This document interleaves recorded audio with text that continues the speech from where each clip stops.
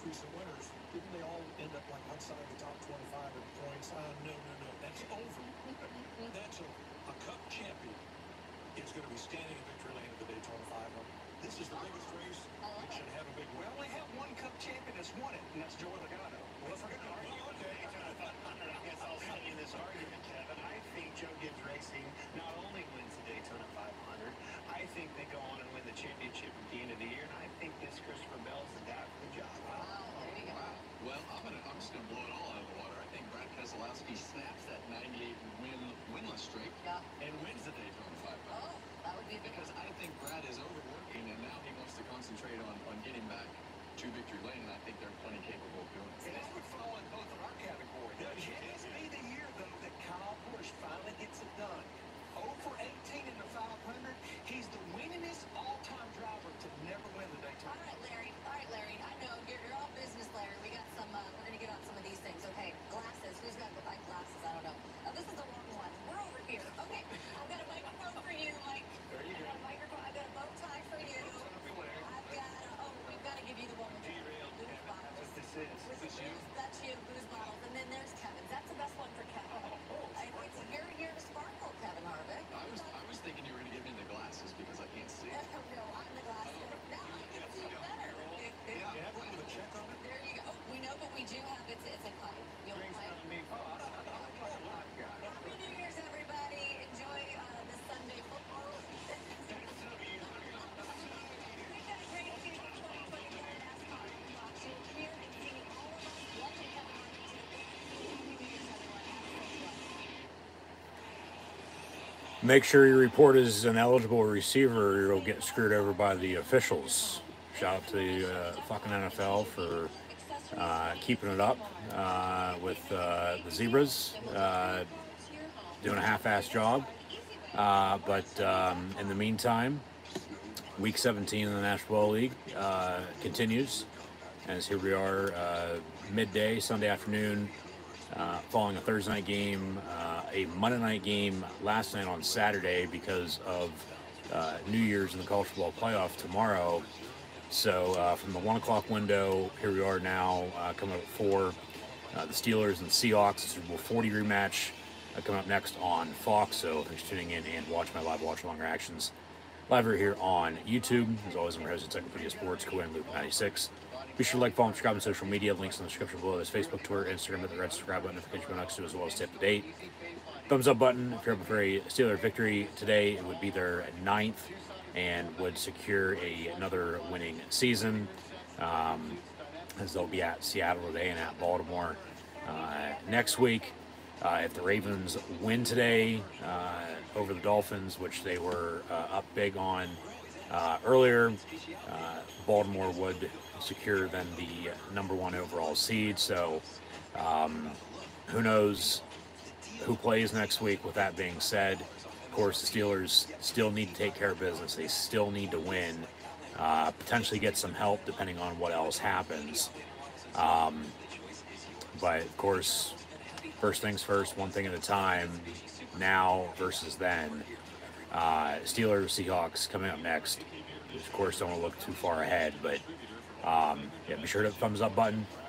Share hashtag NFL, hashtag Steelers, hashtag Seahawks, hashtag PIT for Pittsburgh versus C, as in the sea, the ocean, not C as you see something, but SEA for Seattle. Chat questions and comments, super chat, super stickers, super likes, super thanks. Always greatly appreciated, as well as this video is powered by Rogue Energy, HopeKThrifts, and Dead and Hungry, and we'll get into the 3 of those in a little bit, so stay tuned. But a 4 o'clock kick rather than a 4:30 kickoff from the Pacific Northwest in the Emerald City of Seattle. The Steelers are going to have to be the captains on deadliest catch and go catch some crab and hopefully defeat the Seattle Seahawks today. Long story short, once again, just to stay alive in the playoff hunt. Both teams are 8-7. Seattle currently right now the 7 overall seed in the NFC playoffs. Pittsburgh still on the hunt on the outside, looking in. Pittsburgh against the NFC West this year, I might add. They lost to San Francisco and Arizona, both at home. But remember, right before Halloween, they went to LA and beat the Rams on the road. And now they're at Seattle here on New Year's Eve. So Happy New Year to everyone. Hopefully everyone had a Merry Christmas as well. But here come the Steelers and Seahawks. We'll have Kenny Albert on the call. So you got Mike Tomlin, Pete Carroll squaring off once again in a Super Bowl 40 grid match. Of course, neither coached in that game almost 20 years ago now, as the Steelers got one for the thumb that February Sunday in Motown, Detroit, Michigan at Ford Field against the Seattle Seahawks. Final score was 21-10. This will be the first meeting in 2 years. They actually met on a Sunday night in Pittsburgh back in 21. Pittsburgh's first trip to Seattle, though, as they met 2 years before then in 19 as well. Remember, that was the game Roethlisberger went down early in the season, was out for the rest of the year. But Pittsburgh's first trip to Seattle since 2015. You know, once every 4 years with the crossover is the matchup, and then once every 8 years in that scheduling situation that, yeah, now has been cut a little short now. Remember, when they last met 2 years ago, Seattle was the add-in extra game for Pittsburgh. Got Seahawks at home. Then went to Indy last year with the add-in game, Philadelphia. And then the add-in game this year was actually the Green Bay Packer matchup, Veterans Day weekend. So the extra add-in game next year, they'll have to go on the road.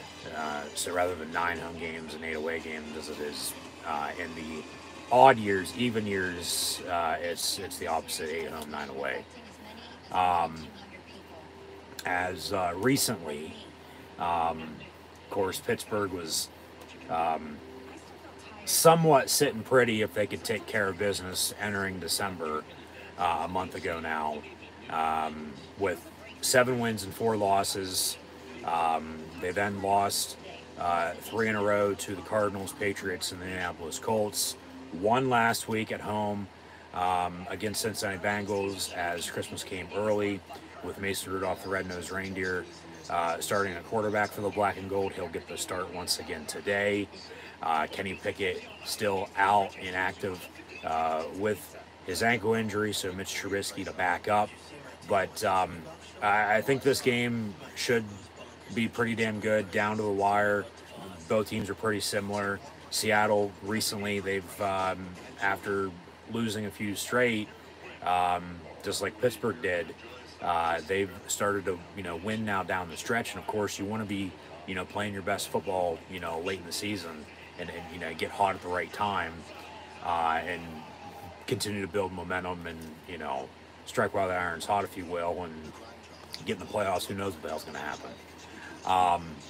But Seattle hosted Philadelphia a couple weeks ago on Monday night, came back and won that game. They went to Tennessee last week, came back and won that game as well. So just knowing that, and then knowing how the Steelers, normally play, it's either a slow start and they're coming from behind and, trying to find a way to win, let alone, doing the bare minimum, even with a hot start, just holding on then and, trying to get the dub. So both teams have pretty damn good running games. They're, defensively built.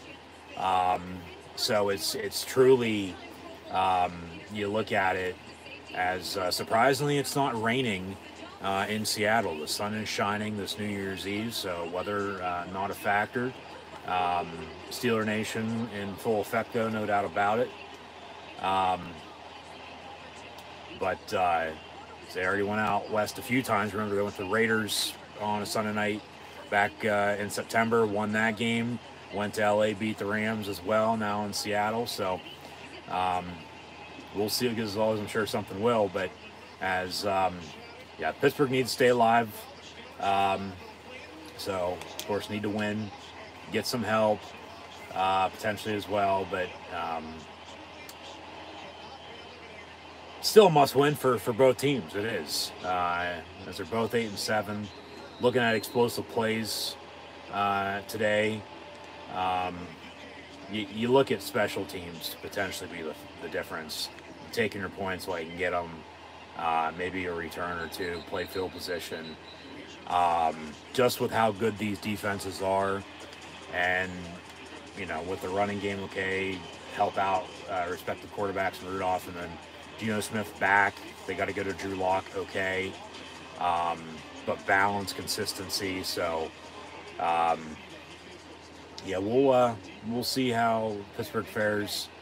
We'll see how this offense is today. 8 days since they last played. Robinson in motion. They'll start off 1st and 10 from the 25-yard line. But as I'll hand off to Naj, he gets a few yards up the middle. They got to go down the middle of the field, the tight ends today. That's been lacking the whole entire season, to say the least. But as Rudolph can air it out, no doubt about it, they still got to be able to run the football and help them out. Just nothing overall stupid, Don't be turning the ball over. Don't be shooting yourself in the foot penalties. You got to play smart, and you're in a hostile environment. Seattle's a tough place to play, arguably along with Kansas City, 2 toughest places to play in the NFL. So 2nd and 6 here from the 28.5-yard line. Hand off again to Najee Harris. No gain on the play, so 3rd down. So, at least convert, get 1st down, rather than go 3 and out and, have to punt. But, as always, they rely on this damn defense way too damn much. So, we'll see how it plays out. Just, overall, hopefully it's even with winning, taking care of business, okay, winning season or not. Rudolph looking to throw all day to throw. Comes back across, hits Deontay Johnson, 1st down. Pittsburgh out past the 40 and gets out of bounds at the 43-yard line. So they'll move the sticks, 1st and 10. Now you got a little bit of a spark. You got to capitalize off of it. You got to continue to build one play at a time. Continue to move the sticks, get a couple more 1st downs, move the football. Got to settle for 3, okay. You got Boswell. So just take what this defense gives you. One thing at a time. Once again, run the damn ball, open up the play action. Just overall nothing stupid. But as I was saying, just hopefully it's not looking back on the season again and, okay, well, this is why, whether on the outside looking in or not, it's, still coulda, woulda, shoulda. But Warren spins, big stiff arm, and he gets a Steeler 1st down for 12 yards. He's fun to watch as he bulldozes his way forward. And gets a strike there in between the lanes. The bowling ball of the bulldozer. He is absolutely a menace. He's fun to watch. Should have been tackled right there. No gain on the play, but he spun, stiff arm, sit your ass down, and kept trucking and got a big 1st down as they're out past midfield now. 1st and 10 again at the 46-yard line. So Rudolph looking to throw, and it'll be caught by Pickens on a slant at the 40-yard line. So about to pick up 4, maybe 5 yards, and now 2nd and medium. So just, yeah, manageable situations. Maybe take a shot, but just, yeah, don't do anything stupid, Don't put the pressure on yourself, put the pressure on them. So I don't know, there's not really much else to be said. We'll just have to see how it goes. But 2nd and 5 from 41. Fake the end round, fake the give. They wanted a screen, but defense was holding them. No flag on the play. They're letting them play. Probably get no call anyway. We'll see about the officials, if they're going to be letting them play today or, trying to control the game as they love to 9 times out of 10 and call everything in sight. But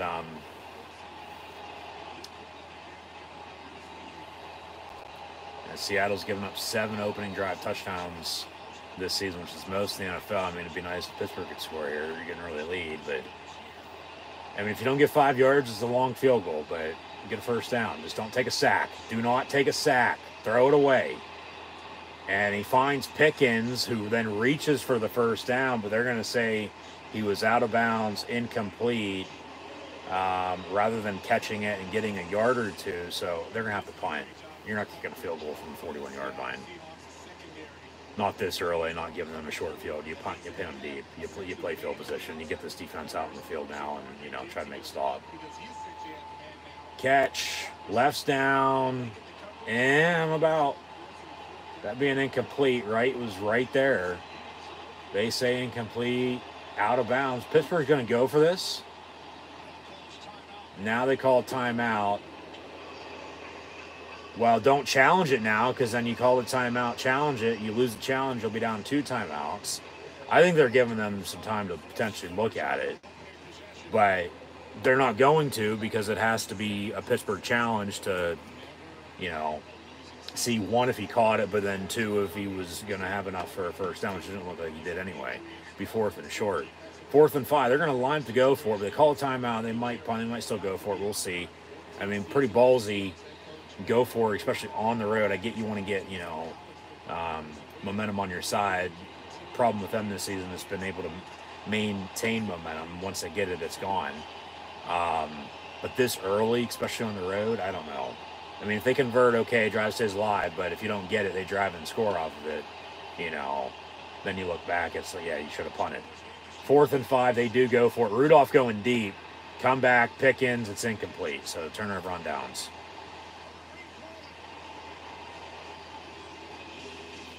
They love going deep on 4th and short. Why? I don't know.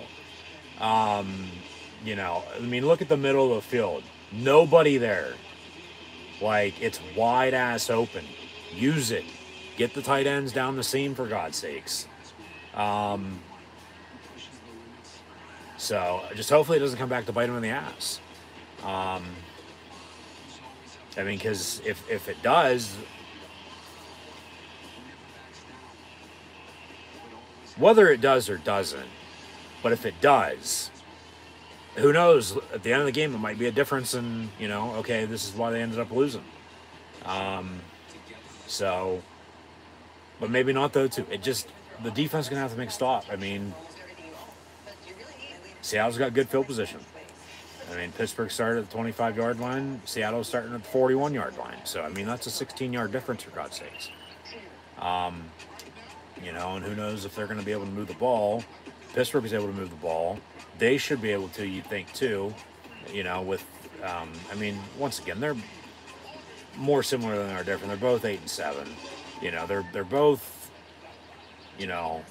personnel-wise and just how they play. Same type of team. It's run the ball, play good defense, rely on special teams in order to win. Whether you're starting fast, starting slow, you're still, there at the end of the game. It's just that old school mentality. I mean, you look at the head coaches, it starts at the top, and voila, there's your answer on why. And rightfully so. I mean, because you can either be like that and you're winning a lot of football games, or, you can be, making this decision or that decision. Whether, you're anywhere on the totem pole, and, yeah, it could be working out for you versus, well, it might not be. So, I mean, it's just a chance you take. It's just, you are who you are, especially at this point in time in the season. Your record tells you exactly who you are. Like, Pittsburgh's 8 and 7. They probably should have a couple more wins, but it probably should be a hell of a lot worse. To a point, they should be winless, let alone only a couple wins. Like, I'm not going to bullshit with you. I'm not going to lie. Like, that's how just barely getting by the skin of their ass it's been this season for the Pittsburgh Steelers, no doubt about it. So we'll see how this defense plays. They're going to be without Minka Fitzpatrick on the back end, Atlanta Robertson at a linebacker. They can't catch a break with injuries. I mean, they're down to practice squad linebackers at this point. That pass incomplete. So 11:22 to play in this opening quarter, tied at 0. But you still play with who you have. next man up mentality. The standard's still a standard. You know, who really gives a shit who's out there? Just make a fucking play. You know, the team obviously believes in you to this point. You know, that's why you're playing, let alone on the roster, then getting elevated from the practice squad to the 53-man roster. So, just go out and play. Let's play ball. So, from the 41, 2nd and 10, Seattle handoff to Kenneth Walker, former Georgia Tech and Michigan State running back, who has battled injury this season, but you give him the ball, he's going to get the job done 9 times out of 10. So, like I said last week, good to see Miles Jack back, former Steeler. They released him this past offseason.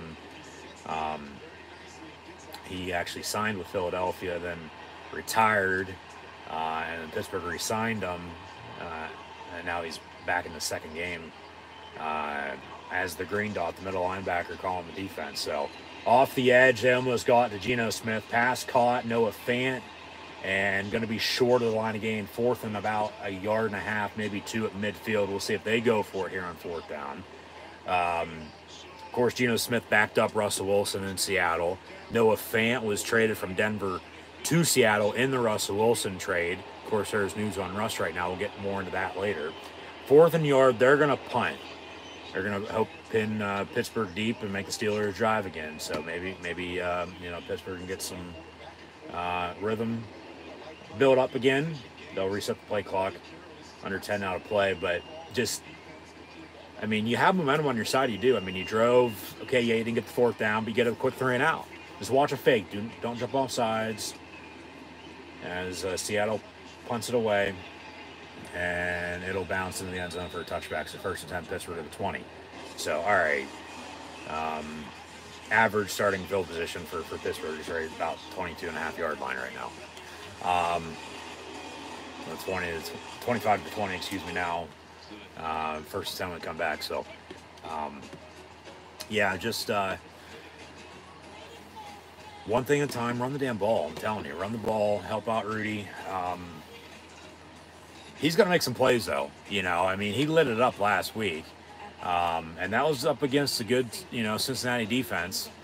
And, you know, they not necessarily lucked out, but the defense, you know, helped them out. It was basic, complementary, fundamentally sound football. They put up 34 points, most they've put up in a few years. Just that's how pathetic, you know, the offense has been. Defense doing everything for them. And they wonder why they're in the position they're in, because, you know, defense out there the whole entire game for the most part. So control the clock today for one, too, especially on the road. Run the football early and often, but run the football, and hopefully they can when they need to late. But it was turnovers last week, and they were able to capitalize off turnovers. So get a quick 3 and out on defense there. Offense, you know, get on another drive starting up here when we return. So just overall, don't shoot yourselves in the foot. You know, don't put yourself in a position that you don't want to be in. It's reap what you sow. Coulda, woulda, shoulda. You know, they've done it to themselves more often than not. You know, once again, they could have a couple more wins. Probably should have more losses than they do. But it just is what it is at the end of the day. And you want to talk about lucky. They're lucky to be in the position they're in. They are, because it could be a hell of a lot worse. But yeah, just don't shoot yourselves in the foot. You know, put the pressure on themselves, not your own. And I mean, if you dig yourself a hole, hopefully you can get out of it. You know, here's still early, a lot of football to be played, so it should be in for a good one. You know, like, once again, both teams are fighting for their seasons. Seattle's in a better spot than Pittsburgh is. Both are 8-7, but it's NFC, AFC. You know, so yeah,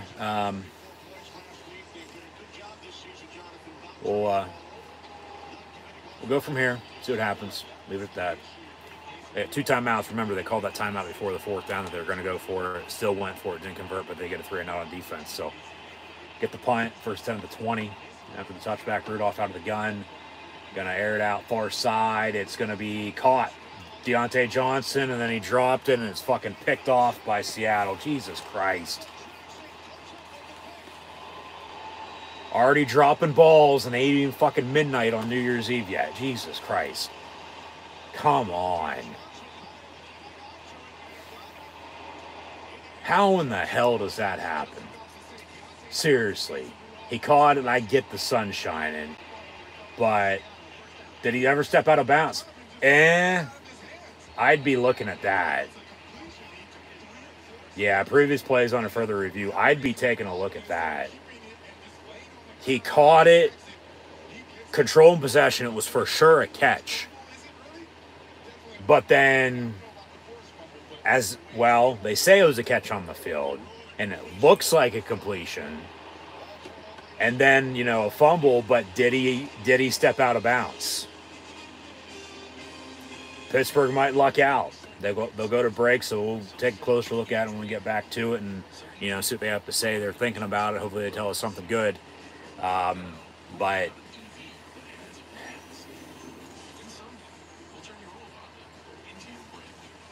I'm thinking that's getting overturned. I am. But still, how the hell does that happen? He caught it, yeah. Seemingly had control and possession. Then the ball just got punched out. He, you know, you got to give it to him on defense. Made a good play, but it circles back to Deontay Johnson being, you know, brick hands, dropping it all the damn time. And, I mean, he's, you know, come out of that phase, but, you know, still does asinine stuff, as we all do at times. But, yeah, just, I don't get how the hell that happened, but it did.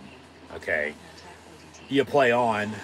They're looking at it. It's under further review. So, thing is, it's a catch and a fumble on the field. They have to find this bit of evidence to return it. The thing is, did he step out of bounds? Because if his foot's on the white, the ball was not out yet. And then it's a first down, pickup, you know, far sideline, out of bounds, you know, 15, 20-yard gain, whatever it is. And then no fumble, you know, and no return by Seattle for a good, you know, 10, 15 yards themselves. You know, so then the field position, you know, is going to even out. They'll start off, you know, about 30, 35-yard line or so, you know, the short field in Steeler territory. So, you know, hey, we'll see here what the call is. It seemed like Pittsburgh was thinking to themselves, like, hey, we're maintaining possession. It's going to be our ball. Offense, get your ass back out there. Like, defense, you don't need to go out. But we'll see. We'll see.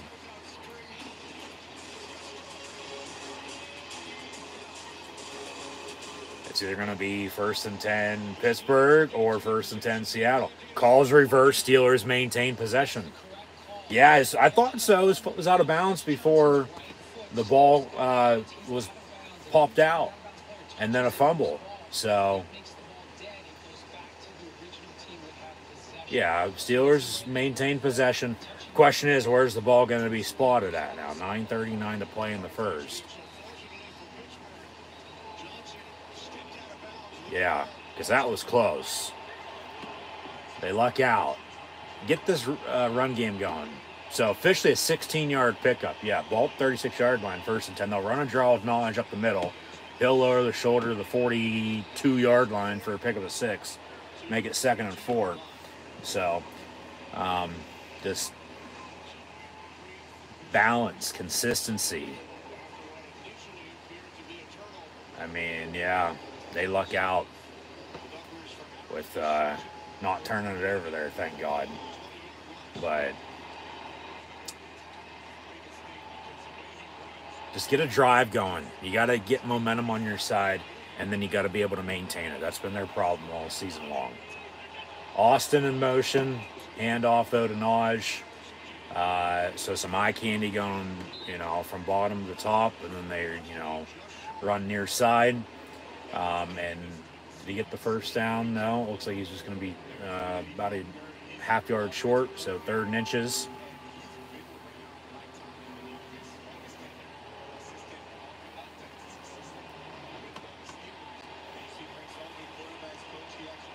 Get up there and sneak it. Get a first down.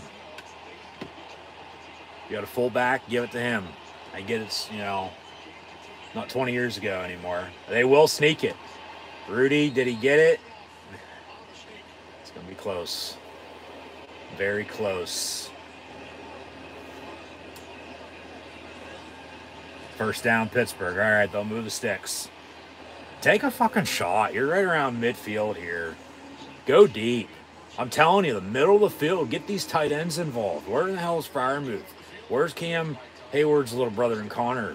Darnell Washington, for God's sakes. I mean, get these tight ends involved.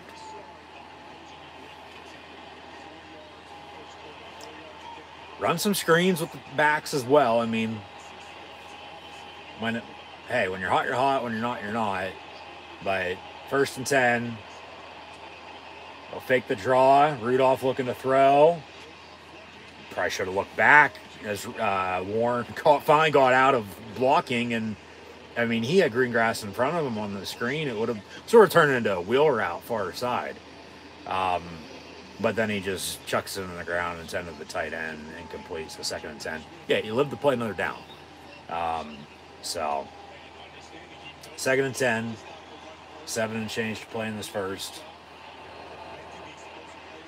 Bobby Wagner wants something to drink on the call. Warren going to motion back into the backfield.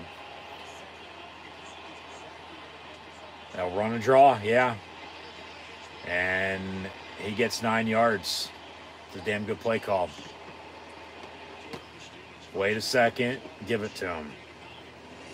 That's why they call it a, halfback delay on the draw.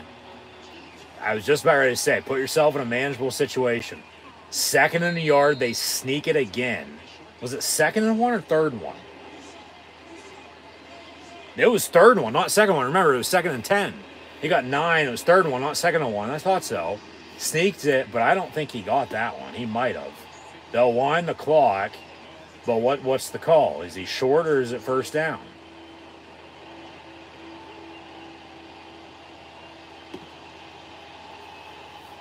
Fourth and a yard. And they're going to go for it again here on 4th down. 2nd time they've gone for a 4th down here on their total 2nd drive in this 1st quarter. They'll sneak it again. If they give him forward progress, he has it. But then they pushed him back. And it's going to, depend on the spot and depend, as Mike Tomlin saying, 1st down. Refs signal 1st down, so they'll move it again. Yeah. That's forward progress, as you're going to say, bring out chain gang, measurement. But, yeah, that's a 1st down. So 1st and 10, Pittsburgh. Take a shot, I'm telling you. Go deep. Especially down the middle of the field. Where are these tight ends at? Pickens is diving it up on the sideline already, I might add, too. Bitching to the offense coordinators and Mike Sullivan and Eddie Faulkner. Tomlin had to come over and console him, like, hey, it's all right, like, relax. Like, as they give to Naj, he gets 7, maybe 8 yards. I mean, this is Steeler football. It's run the damn ball, pound it, run it down your throat, and play damn good defense, run on special teams. Like, they had to get back, they had to go through shit, lose 3 straight when they were in a good spot to figure themselves out. You got to go through the bad times to get to the good times, yeah, but they had to go back to the basics. They had to look themselves in the mirror, realize, okay, we're playing like absolute dog shit, and, we need to run the ball. We need to get the hell off the field on defense. I mean, the defense already was to begin with 9 times out of 10, because they rely on them way too damn much because they're doing everything for them. So I said at times, as they'll on 2nd and 2, give to Naj again, 1st down, Pittsburgh. So in field goal range now for Boswell. Should get some points now on this drive, knock on wood, unless they, get lucky again and not turn it over as they almost did on this drive. But at times, yeah, when they were sucking ass offensively, yeah, I said, put defense out there and play offense, probably be better. But that's what you take your points, comes down to it, because you don't know when you're going to need them late. So another 1st and 10, but from 32-yard line, they're knocking on the door. Rudolph going to throw, far side, flag on a play. He gets a 1st down. and then some pushing and shoving. It's starting to get chippy. 4:01 to play in the first, but see what the penalty is. Might be an illegal motion of some sorts. As a flag was, or maybe offsides. It was right there at the first down marker. Yeah, illegal motion on Pittsburgh. And of course, Sean Hockley's calling this game today. His officiating crew, surprisingly, they haven't thrown a flag yet until now. Illegal motion on Pittsburgh is on Pat Fryermuth. So 5 yards, they'll replay the down, so no first down. But they love to throw flags. Like, remember a couple years ago on Thanksgiving, let alone just a month ago, the week after Thanksgiving, back in Dallas, I mean, shit, just flag, flag, flag, flag, flag. Every fucking play. And then, you know, NFL officials under scrutiny once again, and rightfully so, with, you know, how piss poor it is at times. That's why you just let them play. If it's a clear-cut penalty, it's a foul, call it. If it's not, don't let them play. So that's why I said at the start, jokingly, but it's true, like, get in a situation, as the Lions did last night against the Cowboys. Dallas lucked out because the refs screwed over Detroit. Would love to see a playoff matchup with those two next month, no doubt about it. Especially Dallas, and would have to go on the road, play, say, you know, don't have as much success as they, you know, did at home this season, undefeated in the Big D for the first time in a little over 40 years. Rudolph, second down pass high, but brought down, caught at the 20-yard line. First down Pittsburgh as Pickens makes the snag. But, no, if it comes down to a situation, you got to tell the ref, hey, I'm reporting eligible, you know, and that's it. Like, I don't know what more there is you can say. Like, they fucked up, but they're not owning up to it. That's what the NFL officials, they try, refs in general, they try to control the game. They're just pissed off. They're not coaching, let alone playing, because they weren't fucking good enough, so they have to be an official. Second down, pick up a 2. So, that's the thing. If it's a penalty, call. If it's not, don't let them play. End of story. Like, don't be calling, you know, everything under the sun, for God's sakes. Like, I mean, they got the illegal motion. It backed them up. They still get the first down anyway. Now got a second made. So, it's just overall the officiating sucks. And for the most part, always has. And has never really changed. Even though they'll say it's, you know, better than ever. Bull fucking shit. Handoff, Warren. And he's going to get inside the 10-5. Touchdown Steelers with a $1:47 to play in the first quarter. They just went 80 yards in about 12 plays in 6 minutes and scored. Couple fourth down conversions as well. Just, you want to talk about grit with what I was just talking about? Yeah, just a simple misdirection and hit the hole and went. Good block. Hey, Pickens was blocking for Warren this time, and he gets in, touchdown. So Boswell on for the extra point. High snap, hold down, kick up and good. 7-0 Pittsburgh with 1:47 to play in the first quarter. And yeah, you know what it is. Black and yellow, black and yellow, black and yellow as they go to break. So Seattle going to get it back when we return, but he says, deuce, peace, see you later. Pickens actually got fined for him pointing at the Bengal defender when he scored last week. Warren might get fined for, you know, saying see you later, even though the cheetah, Tyreek Hill, does that all the fucking time and nothing gets said. But, no, hey, they have momentum on their side. You know, of course, opening drive ended up stalling. They're being aggressive, though. I mean, shit, they've gone for it on fourth down good 3-4 times already. The only one they didn't convert was on that opening drive after they got out past midfield. It was 4th and 4, 4th and 5, whatever it was. Love to go deep in situations like that. Why? I don't know. It's like, it's 4th and 5, get 6 yards. You don't need 20. You know, just get the first down and go from there. But then the defense got off the field for him. Quick 3 and out. Like, Seattle has not had the ball more than 3 plays in a minute or so. And then Pittsburgh gets it back after the punt was down in the end zone for a touchback. Okay, you got the ball first and 10 to 20. even with Seattle having good field position at the 41-yard line, Pittsburgh started at 25, was able to move out past midfield before the turnover on downs. Defense gets off the field, though, real quick, 3 and out. Punt. Okay, then you go 80 yards and score in about 6 minutes. So, yeah, you're able to run the football. Rudolph's looking pretty good. I mean, they did luck out on that drive, though, no doubt about it. I'll go back to that interception, which it was really a catch and a fumble. But, yeah, they looked at it, and as I thought, hey, maybe his foot stepped out of bounds. It clearly did before the ball was popped out, and they maintained possession. They capitalized off of being able to, sustain, keep the drive going, maintain momentum that's on their side. Hopefully that continues. And then they continue the drive. They're able to run the football. Like I said, Rudolph's looking pretty good. 14 plays, 80 yards, officially almost 8 minutes with 7.57 for Mike Tomlin. And then, yeah, it's capped off with an 18-yard rushing touchdown from Jalen Warren. And remember, they had a penalty that cost them a first down, but then 2 plays later, they get another first down. It's like, just keep pushing forward. Forget about what happened in the past. You got to, move forward. So, yeah, that was a damn good drive. I mean, seriously, when was the last time they had a 14-play, 80-yard, almost 8-minute touchdown drive?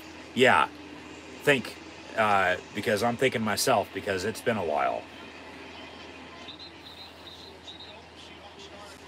But that's just, hey, Steelers football. They bring up Mike Tomlin's New Year's resolution for no losing seasons. Of course, he's never had a losing season as a Steeler head coach. With a win today or next week, they get that winning season at 9-8. Let alone 10-7 if they'd win out. And then you get some help, you're in the playoffs. It's still back to hopefully pass all, should have been picked off. Incomplete, 2nd and 10. Yeah, should have been picked off. But he dropped it. Oh, well. You play on. That's one, though, they almost got him. So eventually they might. They probably will. Just a matter of when. But still back to the, right through his hands. But taking care of business, and then, coulda, woulda, shoulda if you didn't. Yeah, look at that time possession. 11:32 to a minute 47 with a minute and change to play in this first quarter. Like, Pittsburgh's controlled this game from the get-go. That pass is caught on the screen and then brought down by Miles Jack.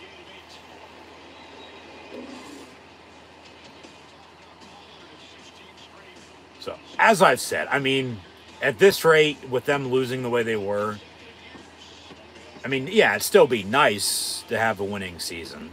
If it happens, it happens. If it doesn't, it doesn't, though. At this rate, just the way they played, it is a big deal, but it's really not anymore, because you got to get into the playoffs and win, because that's something they haven't done in quite a while. I get, yeah, you're in the playoffs, you're going to have a winning record anyway. But, like, once again, back within the past month or two, I mean, they were getting by. They've been inconsistent, no doubt about it. They've been up and down. Seattle the first down here at 39-yard line. But then they were really down, that losing streak, and then they, get back to their winning ways last week, and you got to build off of that, so probably going to be the final play of the first quarter. Seattle going to have the ball 2nd and 6 to begin the second, with 15 minutes to go before halftime. Steelers lead Seahawks 7-0. So, just, hey, yeah, if they can keep it up, defense makes stops for them, they're going to be fine. As both teams, once again, are in must-win situations. Look at them both at 8-7, and they go to break with the wild card graphic. like I said, Seattle's in a better spot than Pittsburgh is, even though they're both 8-7 because they're the 7th seed right now in the NFC playoffs. Pittsburgh in the AFC playoffs, they're still in the hunt. That's what they still need to take care of business, win one thing at a time, and then the rest will sort itself out. Hopefully you get some help. If you do, okay, you do. If you don't, you don't. It's back to, coulda, woulda, shoulda, when he, didn't take care of business. But see what happens. It's why the game is played. It ain't set on paper, set on the field. So we'll see how it shakes out. But, I mean, they honestly really couldn't have asked for a better start. I mean, they are controlling this game right now. A strong running game. It's not just Najee Harris, a little on Jalen Warren. It's both of them. It's a solid 1-2 punch. And Rudolph's playing smart. I mean, the pass that wasn't intercepted, but it was a catch and a fumble. Wasn't his fault. It was on Deontay Johnson because he dropped it, but luckily he stepped out. Drivers stayed alive. They ended up driving and scoring. 14 plays, 11 of them were runs. So they're running the football for him in a strong manner, for that matter.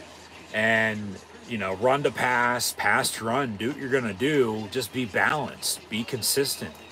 Keep this defense on their heels. And just move the ball. Go north-south. Enough of this east-west bullshit. As always, like the end zone ain't to the fucking sideline. It's in front of you. No, they're in a good spot. Just hopefully it's not, how they play. It's either they're down and, hauling ass, or dragging ass before they start hauling ass and trying to come back. Versus get out to an early lead and then just trying to hold it. So, yeah, this defense still going to, of course, have to make some stops. Hopefully they will. They should. Seattle got away with one there. Potentially two on a close turnover. Ball was dropped right through his hands on a potential INT. So, 7-0 at the end of one. We'll pull up some stats and scores here in a minute. So stay tuned for that coming up at halftime. But just in the meantime, once more, thanks for tuning in and watching. Be sure to like, follow, and subscribe to social media. Links in the description below. So 2nd and 6 for Seattle beginning in the second quarter. Pittsburgh with a 7-0 lead over the Hawks. Ball at the 43-yard line, 2nd and 6. Geno Smith under center. A couple of men in motion. Fake the give. Pressure. And almost had him sacked. He gets rid of it. Metcalf's wide open. And then he gets pushed out of bounds around the 20-yard line. So, Pittsburgh should know Geno Smith. I mean, he played in the AFC, played with the Jets, as he was drafted in the second round out of West Virginia. So, right down the road, Morgantown, I might add, too, a decade ago when he was lighting up college football. But the previous few times these teams have met, most recently in 21, remember, Russell Wilson was injured. Geno Smith started. Special teams was key that night on a Sunday night. Pittsburgh came back and won as they hand off to Kenneth Walker. He gets about 9, maybe 10 yards and a first down. So they're inside the red zone, knocking on the door, looking to cut this lead, let alone tie it up. You got to give them credit. But it was late in the game. The defense made plays. They got after him. Turnovers were key, and then Boswell, as I recall, kicked the game-winning field goal, if I'm not mistaken. So, pressure into turnovers. From the 14, 1st and 10, but he'll give Walker maybe a hold. He walks in, touchdown, but we're an extra point away from a tie ball game again here at 7 rather than 0-0, and now 2 rushing touchdowns. Combined here total with the two teams. I mean, that was a quick drive. I mean, they just went 75 yards in a couple minutes, and yeah, sort of the same run that Pittsburgh scored on. A little of a misdirection rather than far side, near side, and hit the hole in the end zone for a touchdown. So, extra point, good. So we're tied at 7 in the Hawks' nest with the Steelers and the Seahawks once again in a Super Bowl 40 rematch. Pittsburgh, I might add. Let me look this up to be 100% certain. I saw the stat the other day.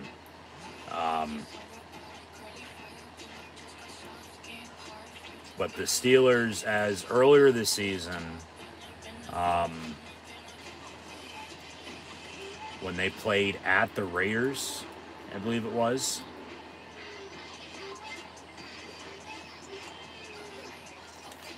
They hadn't won on the road against the Silver and Black since like way back when. You're talking like 50s, 60s, 70s. The last time the Steelers won in Seattle,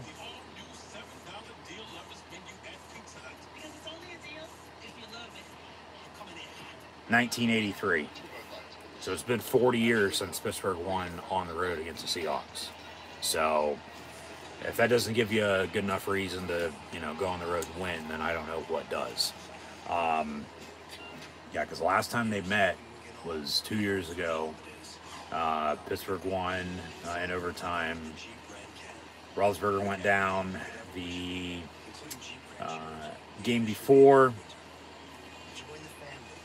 in 19, was out for the season then. Last time, they met in Seattle was 2015. The Seahawks won. But the last time the Steelers won on the road, once again against the Seahawks, as this series overall all time, including the Steelers Super Bowl win and Super Bowl 40 all time in the 20 total meetings, tied at 10. So it's split right down the middle. Officially, you want to look at total points scored as well. Pittsburgh has not won in Seattle since 1983. That would have been like Kingdom time, okay? When the Seahawks, whether they were good or not,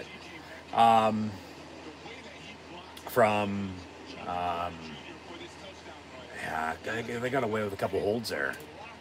They did. But they're letting them play. I mean, there's been one penalty. So I'm fine with it, as long as they're calling it down the middle, I don't have a problem.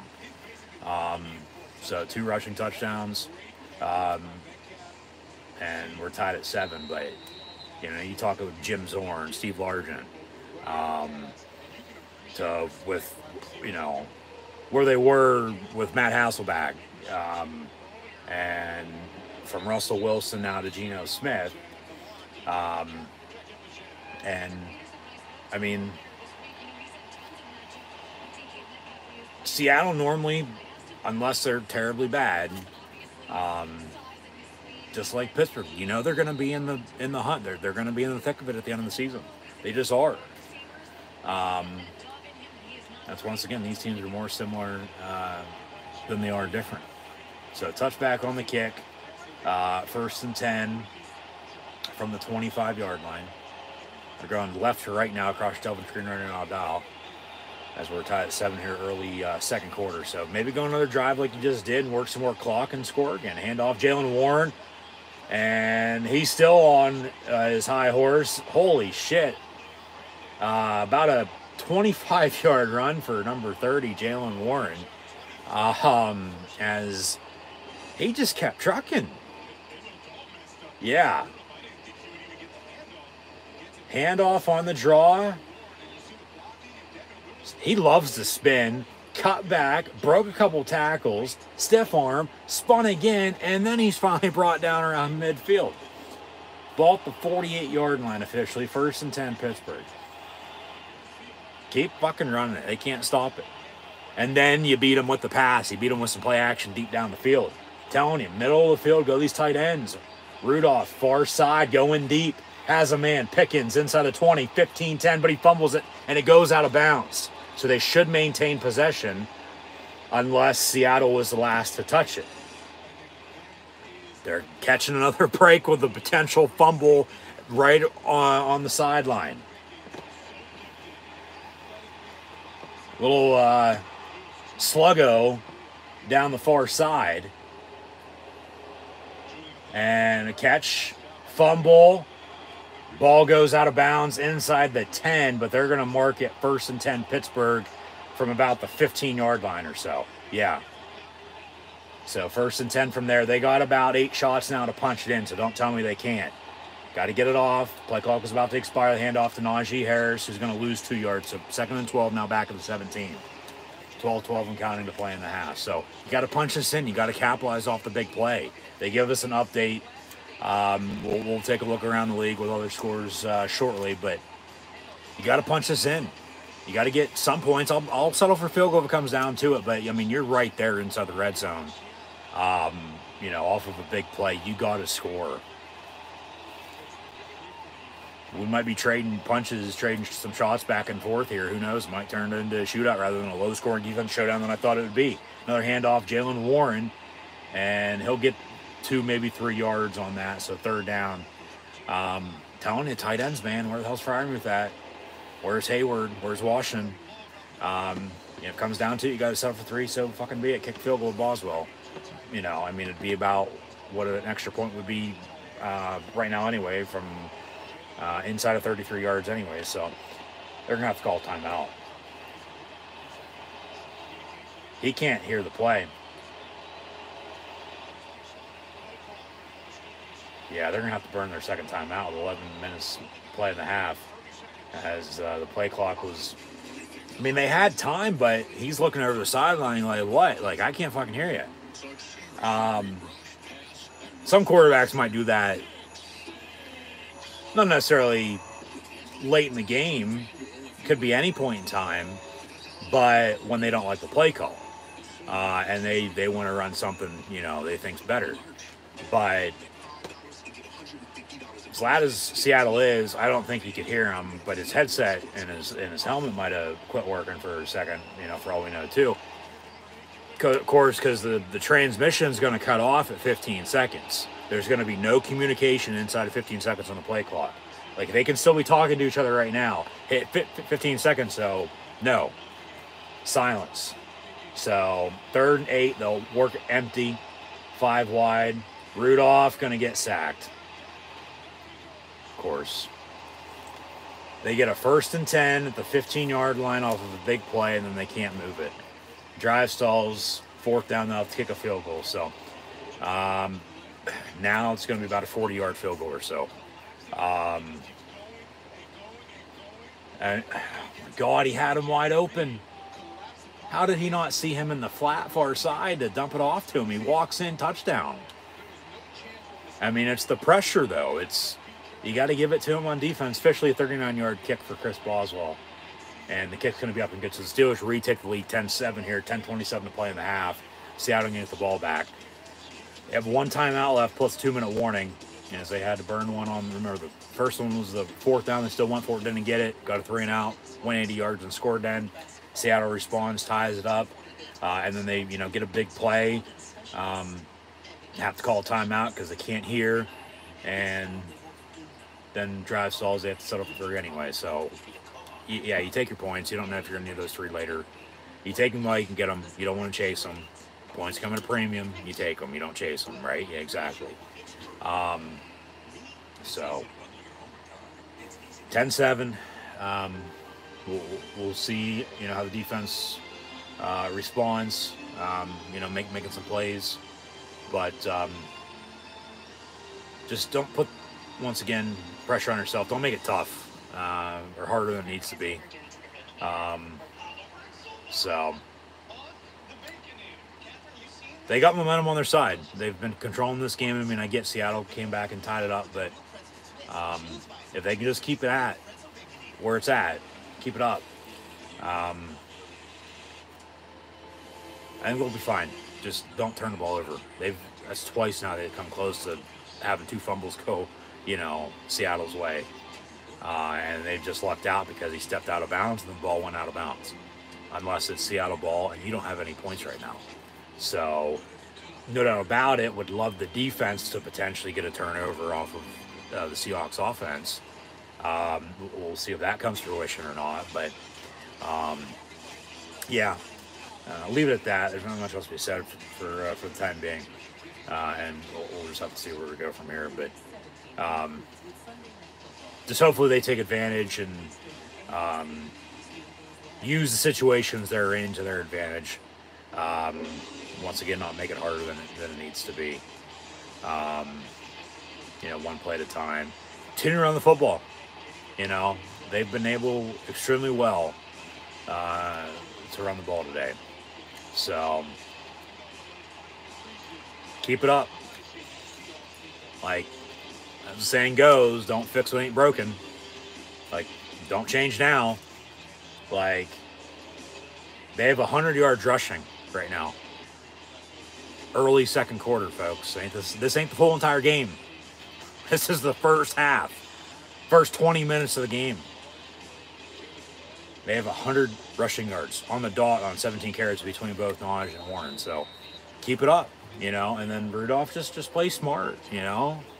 That's what I said last week. Like, with the way he played, and then depending on, you know, okay, Pickett was going to be healthy or not, which he practiced, but still inactive. You run the hot hand, you know. And that's the situation with backs earlier this year. Warren was playing better than Najee. And then it sort of flip-flopped. And then that's when they're good tandem, 1-2 punch. When they're running hot, they're running wild. So, of course, we're seeing that today. But just, yeah, don't do anything stupid. So, this defense, let's get a stop. Fake the give. TJ Watt being held. I don't know how that's on a hold. They run a screen. Good blocking. First down on the pickup. But, yeah. All right. It is what it is. They're letting them play. So, you live with it. You play on. You continue to fight through it. You know, there's not much else to say.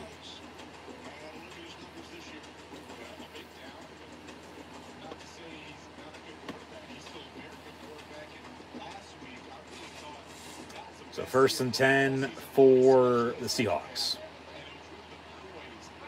As we're under 10 minutes to play in the first half. And Geno Smith will fake the give. More pressure. He gets rid of it. Down the middle. Complete to Noah Fant. First down Seahawks. See? Middle of field's wide open. They're using it. Why not you?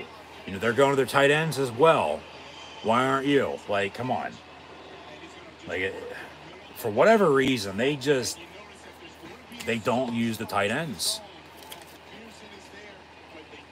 I mean, a running game and the tight ends, quarterback's best friend. Truly is, because it's a check down. You take what the defense gives you, but handoff, missed tackle, they finally wrap them up. At Joey Porter Jr. as Penn State on Michigan State. Battle Land Grant Trophy here on New Year's Eve in the NFL, the Steelers and the Seahawks. But make it second down.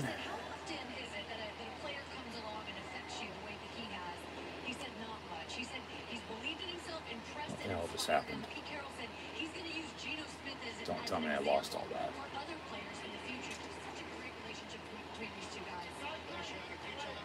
Goddamn technology, I'll tell you what. Alright, it should be fine. 2nd and 3. That's a false start. 5 yards, back them up. Yep, thank you. That's only the second penalty. Legal motion on a false start. These refs have let him play.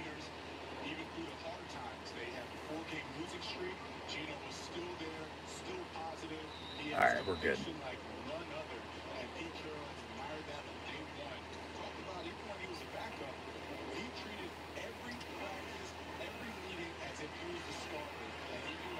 Second and 8 after the penalty.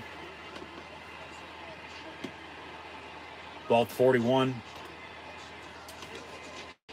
And a handoff. Another first down run. I mean, surely it seems like it's going to come down to whoever the hell can stop the run's probably going to win this game because, I mean, more pushing and shoving, it's getting chippy. You've seen how good these teams have been able to run the football. Like, whoever's going to bend but not break on defense, whoever can stop the run's probably going to win this game. So, obviously, something was said. But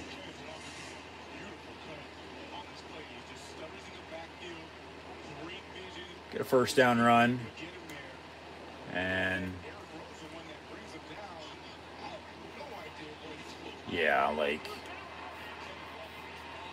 just play on from the 33, 1st and 10. So refs got it under control and more pressure, but slant over the middle caught. DK Metcalf off to the races at the 10-yard line before he's brought down, so they'll have a 1st and goal.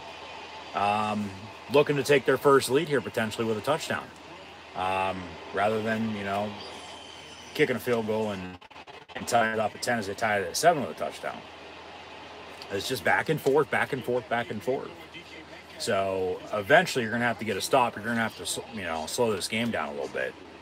You're going to, you know, try to control it even more. It's just been back and forth. Got momentum. They got it. Just, yeah, bending but not breaking on defense. And to slow it down, you're going to run the football and work clock. In the end zone on the pass, incomplete, intended for Noah Fant, former Hawkeye, now Hawk in Seattle with the Seahawks.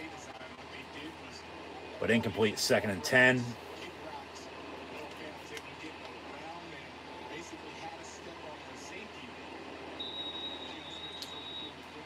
Got a late whistle, potential injury. And Joey Porter Jr. on one knee. Hopefully he's okay. They can't catch a fucking break with all these injuries. They can't. I mean, earlier this season it was, okay, this person's hurt, this person's hurt, this person's hurt. As soon as they'd come back, whoever it was, somebody else would get hurt. And then they started losing multiple players at once. And then, you know, they're still out. And then, yeah, they just haven't been able to catch a break with injuries this year. They haven't. Standard's still a standard, though. It's not coming out mentality. You play with who you have. I mean, that's why you have them on the roster for, you know, one to begin with, because you believe in them that much. You got to go out and sign somebody. You got to go out and sign somebody. They've used the practice squad to their advantage this year. They have. I mean, most players have worked out. I mean, it's the system. I mean, you know how the Steelers are going to play. So 1st and 10, make it 2nd and 10 from the 11 after the incompletion in the end zone. And then he cuts back and stumbles, or else he probably would have walked in to score a 2nd touchdown in the game. And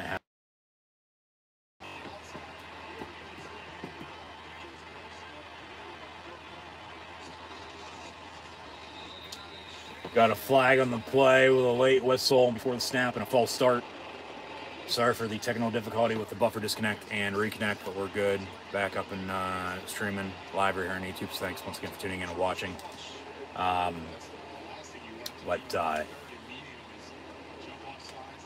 Seattle, I mean, truly, because they're going to get the ball back to begin the second half, because remember, they kicked off, Pittsburgh received. Have a chance to get a 2-for-1 here, and with Pittsburgh going to have one timeout and 2-minute warning once they get the ball back. You know, you score, field goal, touchdown, tie it up, take a lead. Pittsburgh doesn't do anything before halftime. You score again, you know, third quarter, Pittsburgh might be in trouble. Pass in the end zone, caught, touchdown, Seahawks. So they've taken the lead 13-10, pending upcoming extra point. Jackson, Smith, and Jigba on the reception. He'll say OHIO. And right's down, left's down. Drug the right, goes out of bounds. Yeah, that's a touchdown. So it's just back and forth. It's truly what defense is going to bet on this break. But as the running game strong for both teams, yeah. Who can run it? Not necessarily more, but better. Who can run it when they need to? Who can stop the run? But then I think it's still going to come down to some explosive plays. Like, I mean, because both quarterbacks are still airing it out and having some success. So extra point here, up and good. 14-10 Seahawks, 5.5 to play in the first half here. So Pittsburgh getting the ball back with a timeout and 2-minute warning. Would love, you know, 5-minute, 30-second drive right before halftime and, you know, get some points on the board. Field goal's fine, touchdown's even better, because Seattle's getting the ball back to begin the second half. Because if you don't do anything now, you might not have the chance to do anything again until mid-third quarter, and then you might be, as you're down 4 now, you might be in a bigger hole then. So you got to use this time to your advantage. Use it wisely. Not do anything stupid here. So just back and forth, back and forth. It's something's got to give. We'll see what does. Leave it at that. There's not much else to it once again. This game seemingly going to come down to the fourth quarter. You know, both teams have come close to turning the ball over. So keep an eye on turnovers potentially late. And it's truly, I think, whoever can stop the run is going to win this game. And whatever quarterback, doesn't turn the ball over, because once they do stop the run, because it'll slow down once again before too long. But to get it to slow down, you're going to be running the football. And then they stop stopping the run, quarterback's going to have to throw. So, don't do anything stupid. You got to kick it, take your points, rely on special teams, so be it. Even with average starting field position from the 25 to the 20-yard line, and Seattle, a little bit better on an average, both teams are still able to drive and score. So defense needs to step up, make a play or two. I mean, they're getting pressure on Geno Smith, they are, but he's getting rid of it. He's standing in the pocket and stepping up and delivering.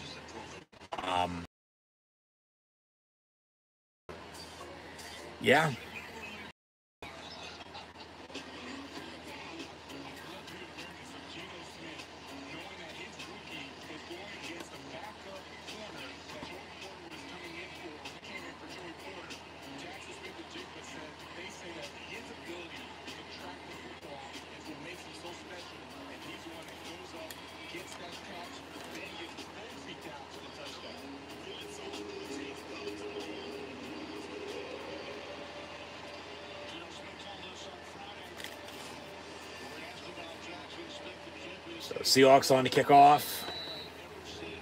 Pittsburgh going to get the ball back here, down 4, trailing for the first time now today. They're up 7, tied at 7, up 10-7. Now they trail 14-10.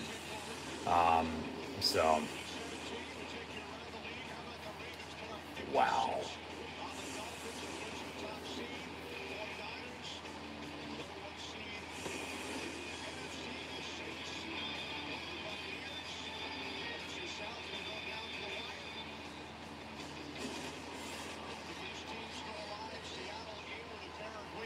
First and 10.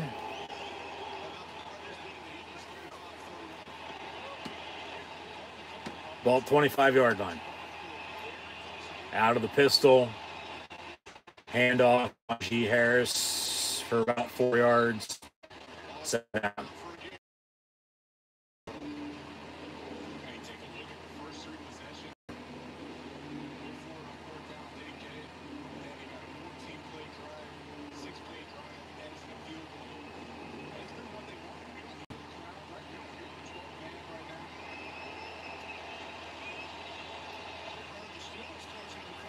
So 2nd and 6 from the 28.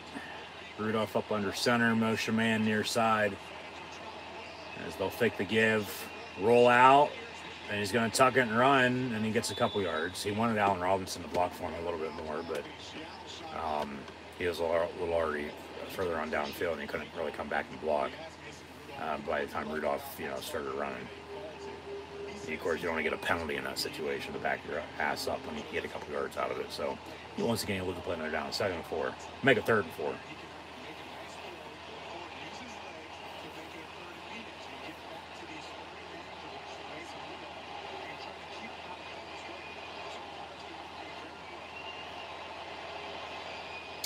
From 31, 3rd and 4. Play clock at 3. Got to go. You ain't got one timeout. You barely get it off. Pass caught near side. Freiermuth down the near sideline. 45-50. Still running. 45-yard line of the Seahawks. 1st and 10 Steelers. And Steeler Nation in full effect with the Muth chance. Went from Heath to tight end out of Penn State. Missed tackle, and he stumbled forward and got a couple more yards out of it. So, telling you, go to the tight ends. It wasn't down the middle, but hey, you were still able to execute. 1st down from the Seahawk 44.5-yard line after a 25-yard pickup. Rudolph with a toss far side. Najee Harris got a block, and then some. Stiff arms inside the 30, 25 down to the 22. I mean, just keep pounding it. 1st down, Steelers. Loving it, to say the least. Just, Yeah, good block by Hayward. Good block by Oos. Couple stiff arms as he hit the hole. Just kept trucking, and hey, you're not down until they say you're down, you know, so just keep going. 1st and 10, Pittsburgh at the 21-yard line, out of the pistol. Right back to it, run it again. And they will, up the middle, Najee Harris. And 3, maybe 4 yards for him. 2nd down. Keep it up. Keep it up. Telling you, work these tight ends down the middle of the field.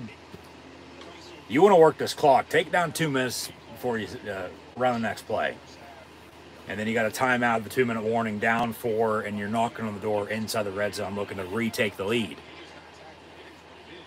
Yeah, they don't need to snap. There's a 4-second differential between the game clock and play clock. 2nd and 5 coming up. So they'll have that with 2 minutes to play and a timeout in their back pocket. So if you can work 2 minutes and, well, where's the ball at? 10, 15 yards, you know, off the clock and off the field and punched in.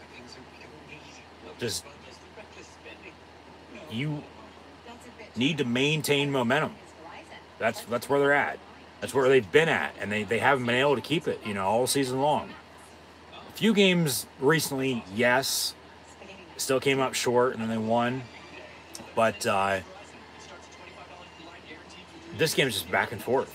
I mean, something's got to give once more, but yeah, just 2 minutes to play, got 2nd and 5, so keep doing what you're doing. You know, you keep doing exactly what you're doing until they stop it, you know? Like, if you have a strong running game, keep running it until they stop it. You know, make yourself throw. They stop the throw, get back to the run. You know, like, it's the thing with balance and consistency.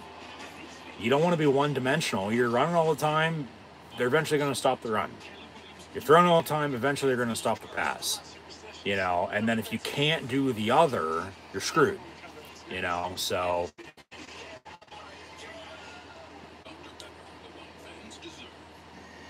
Second and 5, 2 minutes to play in a timeout, knocking on the door. I mean, if you got to settle for another field goal, so fucking be it. You know, 14-13. Just don't put yourself in a position, you know, that you're kicking field goals all goddamn day. You know, because then that ain't going to cut it if they're scoring touchdowns. You're just playing catch-up. You got to score touchdowns you did earlier. So, just don't turn the ball over. Do not turn the ball over here. Like, seriously. They've come close to turning it over a couple times. Do not turn it over here. I mean, you're right there. You got to punch this in. You got to score. So...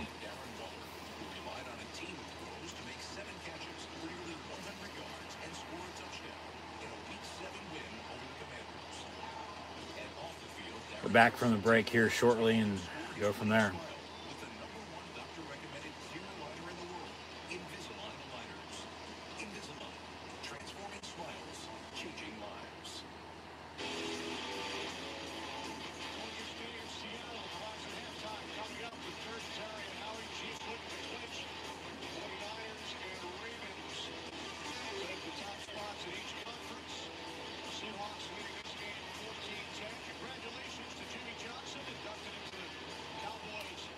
Punch it in. 2nd and 5. Pittsburgh down 4. 2 minutes to play. Ball at the 16-yard line. Rudolph up under center. Robinson in motion. They'll run Najee Harris again. And he's going to break 1 tackle and get a yard. Maybe 2, but that's it. So 3rd down. Work this clock unless they call a timeout. Don't snap it until you have to. I think Seattle just called it their first time out there with 1:48 to play. So, all right, they're going to try to get a stop and get the ball back still themselves. I mean, you got to give them credit. They're playing their game. Pittsburgh's playing their game. I mean, it's chess and checkers. You know, who's going to be still playing chess at the end of the game versus, well, who, you know, wanted to, you know, be done and go play something else. That's how it's going to play out.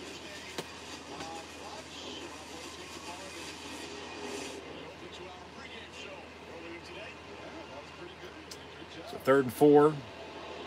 They reset the clock to 1:50.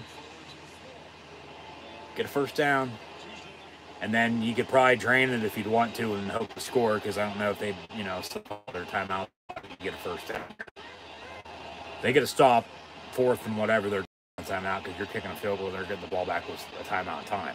3rd and 4, empty set. Rudolph looking to throw. Far side caught. Deontay Johnson gets pushed out of bounds, 10-yard line. They got a 1st and goal now. Of course, clock's going to stop because he got it out of bounds. They also have 2 timeouts, but you got to timeout yourself. So, new set of downs, 1st and goal at 10. You got to punch it in. You got to score. I mean, plain and simple in the story. You got to score. Run the damn ball. And they will Jalen Warren up the middle. And for 2 yards, they got now a 2nd and goal at the 8.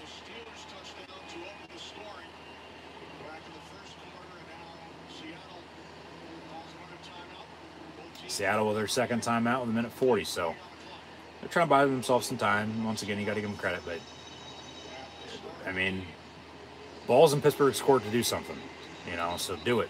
Score.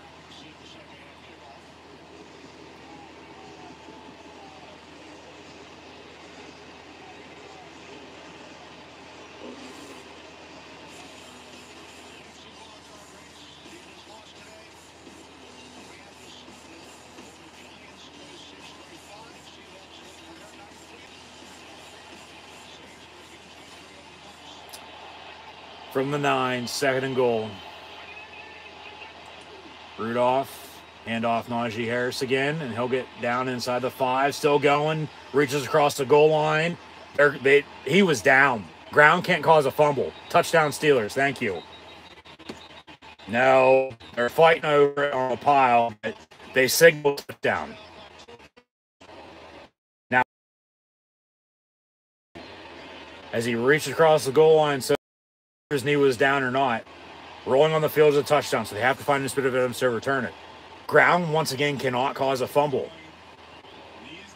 Knee's not down, reaches right there, but the ball's across the goal line, and that Steeler ball, that's a touchdown, no fumble.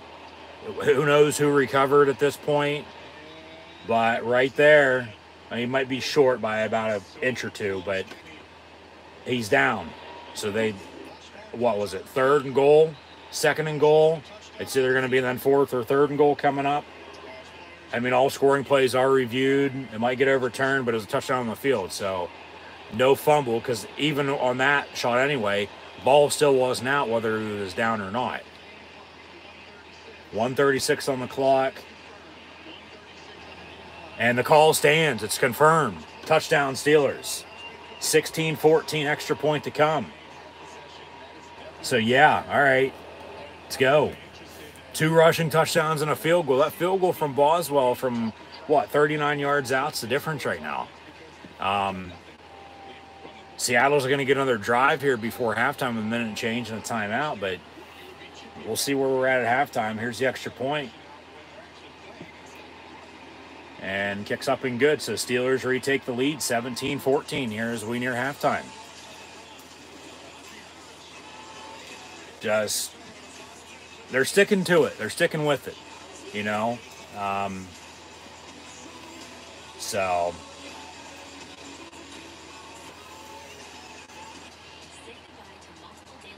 just keep it up. Once again, keep it up. There's not much else to be said. Just if they can keep this momentum on their side, they're going to be in a good spot. The thing that still could affect the Steelers is the Seahawks still have a chance to double dip and get a 2-for-1 here. 1:36 in timeout, excuse me. Before halftime, field goal ties it up, touchdown retakes lead, but then the Seahawks are getting the ball back to begin the second half still. So, Pittsburgh still could be in a situation in which they're down mid-second, half, early third quarter there. So we'll just have to see how, we go. 10.5 for one, and if they have the lead, they have momentum. You force a field goal, early third quarter, then you're tied at 17. You give up a touchdown, you're down 4 again as you were 14-10, not 21-17. It's still just back and forth. You got to play your game. You got to keep it up. That's the overall just mantra right now. Just keep at it. You know, like Rome wasn't built in a day, but it took a lot of work for a full. You can't just play the first half, let alone the first 3 quarters. You gotta, play a full game here. So there's Marshawn Lynch. They should have gave him the ball at the 1-yard line in the Super Bowl. They would have won against New England. But he's wearing his Seattle Kraken jersey as the NHL Winter Classic will be in Seattle tomorrow on New Year's. So Happy New Year to everyone. Winter Classic was in Pittsburgh once before with the Penguins. Philadelphia's had the Winter Outdoor Series before as well, hoping in the future that live right here in Happy Valley at Beaver Stadium at Penn State that, get an outdoor game at some point in time in the near future, potentially with the Pens and Flyers. I mean, Terry Pagol and the Sabres as well, as he's a Penn State alum. There's that possibility as well. But,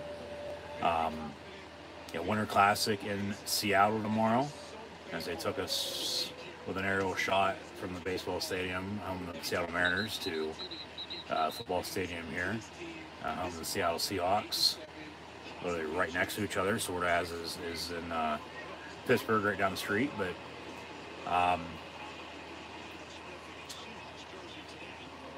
first and 10 Seattle after the touchback. So from there, both teams with timeout left. If I'm Pittsburgh, I want to be in a hurry to stop the clock and help them out. I mean, you let it run. You just got to get the hell off the field, make stop, go. Because neither defense really has. I mean, Pittsburgh did early. Seattle went 3 and out, but that's basically it. That pass caught and then dropped by Lockett. Pittsburgh recovered it just to be sure it wasn't a catch and a fumble. They say incomplete, so 2nd and 10. But another hold up front. But they're letting them play. So they're going to continue to hold because they're not calling it. Like, we can get away with once the game starts. 2nd and 10.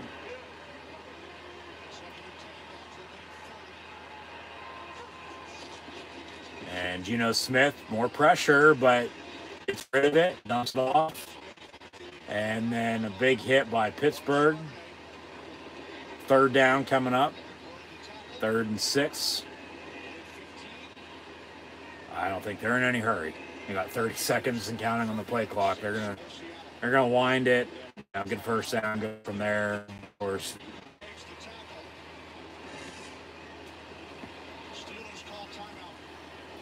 All right, so it's 3rd and 6, and as I was saying, if Seattle would convert, they'd be costing themselves some time with letting the clock wind, but. If Pittsburgh get a stop, as they did, 4th and 1, as Smith scrambled short line again. The Steelers got their fun timeout, so they're going to get the ball back here with, no timeouts, but 35 seconds or so on the clock as Seattle's going to punt. 4th and a yard, do not jump off sides and watch a fake. And Calvin Austin on the return, I mean, maybe get Pittsburgh some decent, starting field position, let alone return to something for a touchdown. You have even more momentum then, but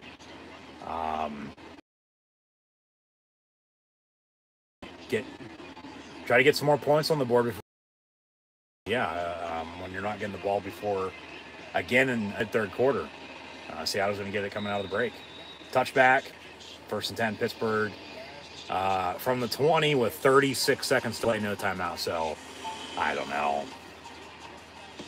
They might do something. They might not.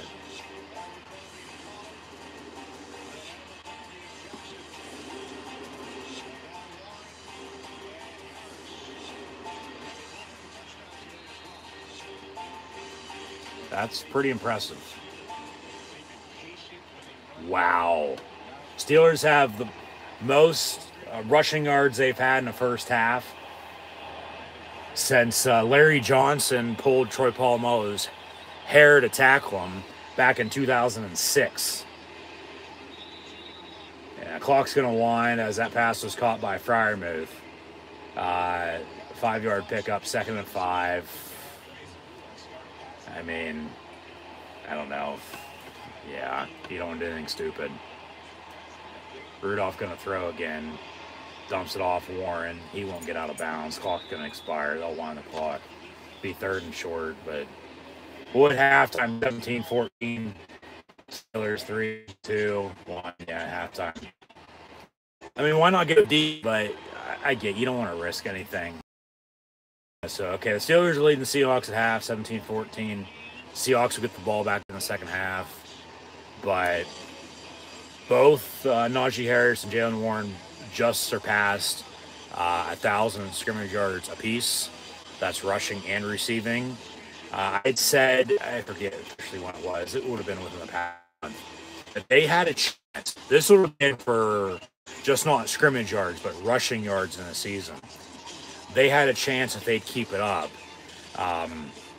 Don't believe me, go back and watch one of the games in which I would have said it during. I can't recall which one, but if they keep it up an average, give or take, not balance and consistency in the run game, we'll get the stats once again here in a minute, but that they'd have a chance coming down the year to both have over 1,000 yards rushing. They just both hit over 1,000 total scrimmage yards apiece. So only a 4th time that's ever been done in Steeler history.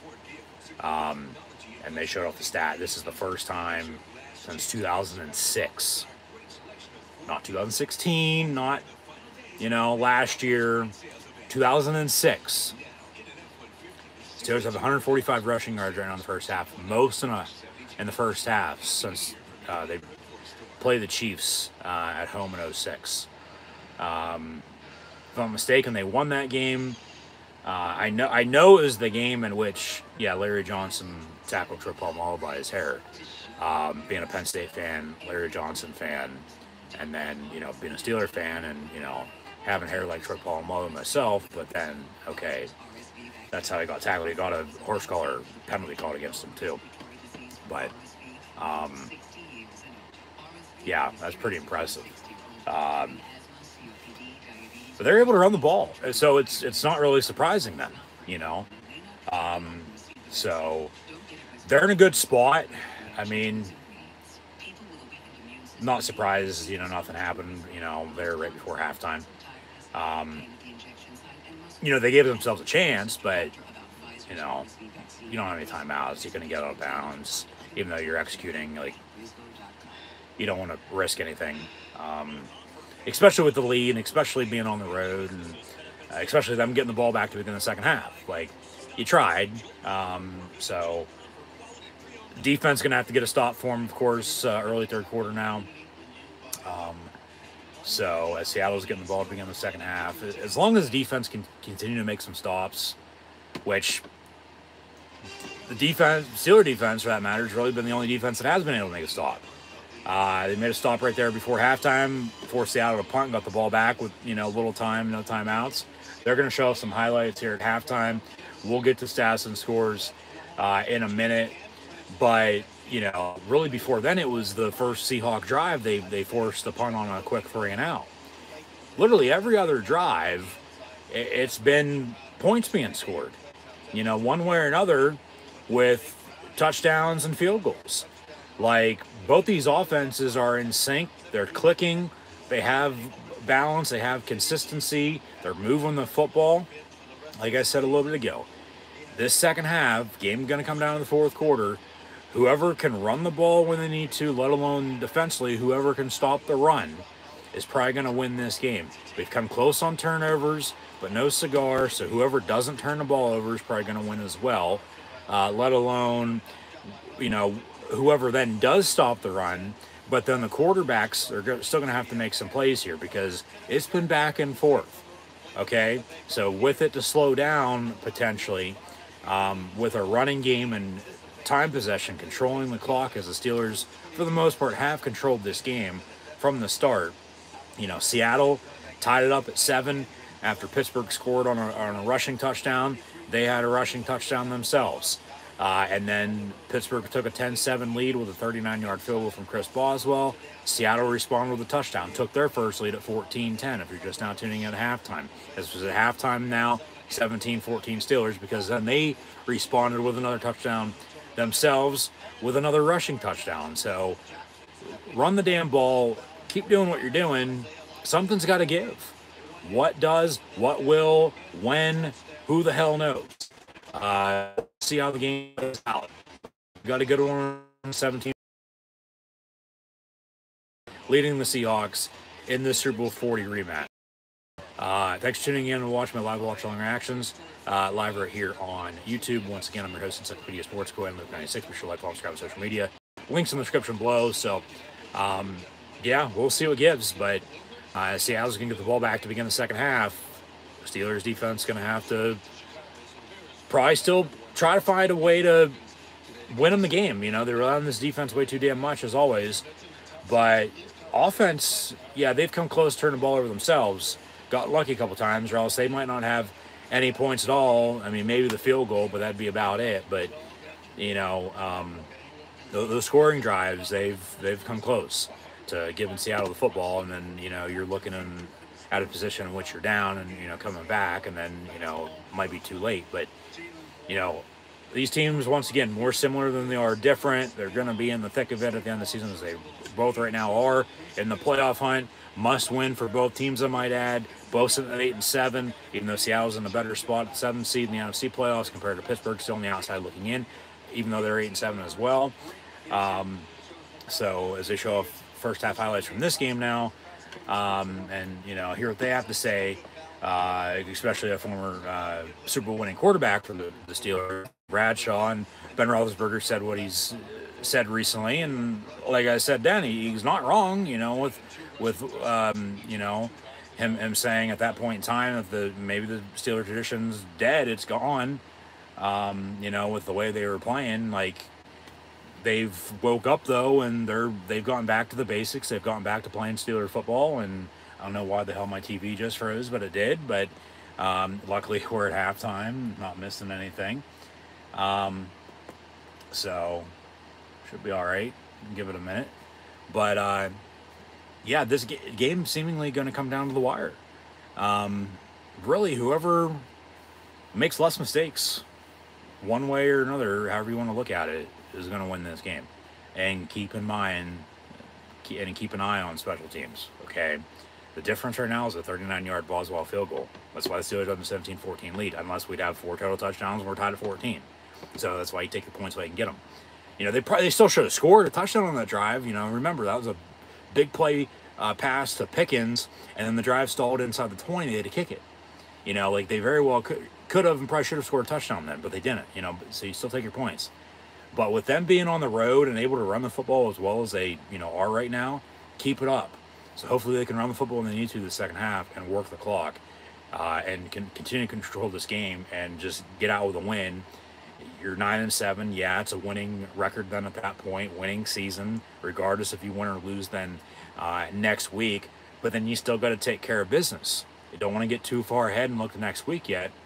Even though the Ravens won earlier, they clinched number 1 seed. So we'll see if they're playing or resting players now in Week 18. Because then, you know, they're not going to have to play in the wild card round.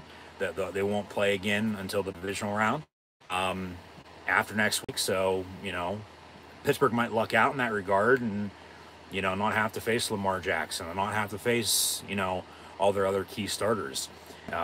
Regardless if they have to play them or not anyway, they already beat the fucking Ravens this year anyway, too. So, already back in October. And special teams was key then. Remember the blocked punt and the safety, and then, you know, the big deep ball. They finally went down the field. And so, yeah, they're still in a good spot. They just got to finish. That's where they're at. They got to finish. They got to continue to take care of business, one thing at a time. But take care of business or else sort itself out. And you're 8-7 right now. You win, you get to 9-7. You win next week, you're 10-7. You lose next week, you're 9-8. But if you can get some help, you're going to be in the playoffs. Okay? Which seemed like a realistic possibility a month ago, and then they lost 3 straight, and it's like, all right, season's on the line. They win last week, have the lead now at halftime, but you got to play a full 60. You got to finish. Okay? That's got to be the motto moving forward. You got to finish. You know, it's a 18-week, 17-game season. It's a full 60. You got to finish. You know, don't let up. Pedal to the metal. Make them pay. Make some stops on defense. Turnovers could be the difference in this game, even though special teams is right now. So we'll see what happens. So your first half stats, as always, brought to you by Rogue Energy, HopeKThrifts, and Dead and Hungry. Be sure to check them out. Links in the description below. Mason Rudolph and Geno Smith, 2 former Big 12 quarterbacks who can sling it. 9 of 13 for 120 yards. And 9 of 13 for 124 yards and a touchdown. So, I mean, that's pretty even across the board. Minus the passing touchdown, because Pittsburgh has 2 rushing touchdowns. One for Najee Harris, who has 13 carries, 74 yards, 7 yards rushing. Team 3 catch, 34. Fryerman, 2 catches, 30 yards, and Jalen Warren, 1 for 4 out of the backfield on the screen. Balance. There's more consistency there than anything else. They're just able to move the football, you know, and they're not shooting themselves in the foot. They've gotten lucky a couple times, no doubt about it, but they're playing smart. They're getting by, and the field goal right now is the difference. As both teams have 2 touchdowns, but the Steelers have the field goal, so 17-14 at halftime. Seahawks getting the ball to begin the second half once more. Eric Rowe leading the team in total tackles, almost had an interception earlier. As well as field goal was good from 39, 2 of 2 on extra points. Geno Smith has mentioned 9 of 13, $124 and a touchdown. Kenneth Walker III has 6 carries, 45 yards and a touchdown as well. DK Metcalf, 2 big catches, 54 yards. Noah Fant, 2 of 36. No, got 3 of 36, excuse me. Kenneth Walker III has 2 catches, 18 yards out of the backfield as well. And then Jackson Smith and Jigba, the rookie out of Ohio State, 1 of 12 and the touchdown. Bobby Wagner with 9 total tackles. The sack was Leonard Williams on Mason Rudolph. As Pittsburgh's been able to get pressure on Geno Smith, they just haven't been able to wrap his ass up. And Seattle's done a good job of flipping field. They have. You look at total team stats, though, now, as both teams, you know, for the most part, a decent average, you know, starting field position. Nobody's really been backed up inside their own 10-yard line yet. Those 9, 4, you know, a little bit better than 50% on third down. They're 1 and 2 on fourth down as well. They've ran 17 more total plays at 38-21 compared to the Seahawks, because they've controlled the ball, controlled this game, controlling the clock by almost more than 10 minutes. It's 19:25 officially to 10:35. So if Pittsburgh can continue to run the football and work clock, they should win this game because they have a lead. It's only going to extend if you continue to run the football, move the football downfield, open up the pass game a little bit, and control the clock. Just don't turn the ball over. You should be fine. Refs have let them play. We've had 3 total penalties for 15 yards, 1 of 5 for Pittsburgh, 2 of 10 for Seattle. As Seattle has 12 more passing yards than the Steelers do, 124 to 112. But Pittsburgh, I mean, right now the difference, with everything else being said already with the field goal, truly, it's the running game.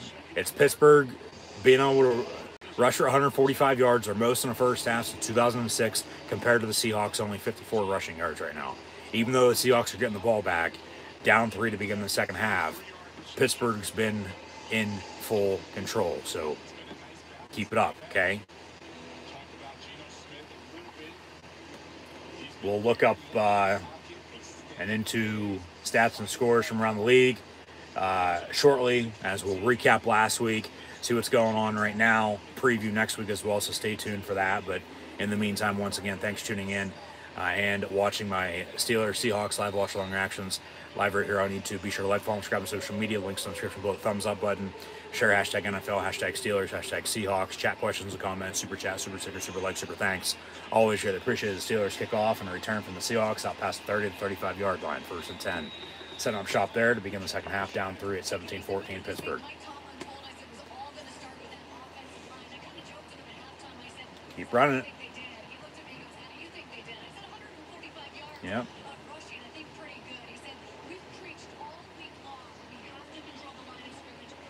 They're controlling the line of scrimmage. They're controlling this game because they're controlling the clock. 17-14 Pittsburgh to begin the second half. It's 1st and 10 for the Seahawks.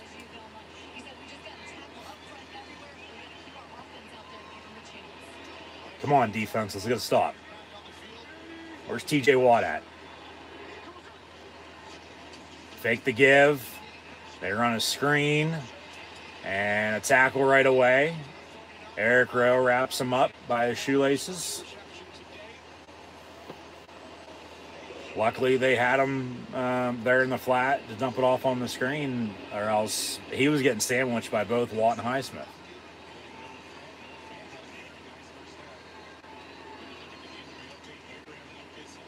Second and 6.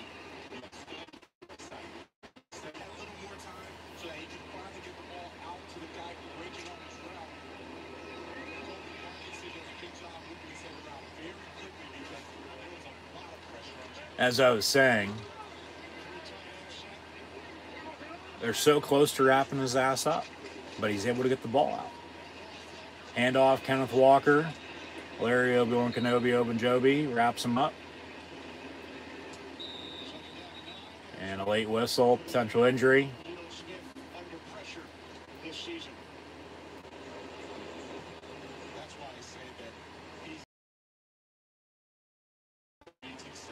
Center's hurt. Yeah, so the backup center is going to have to come in for the Seahawks. All right, pressure. Force him, to make a mistake. You guys should come over and watch the game again this Sunday. We would love that. You said we didn't want to watch the game. What? No, I didn't. Like trouble with the snap, one of those. But commercial break with the injury. We'll get back to the action shortly.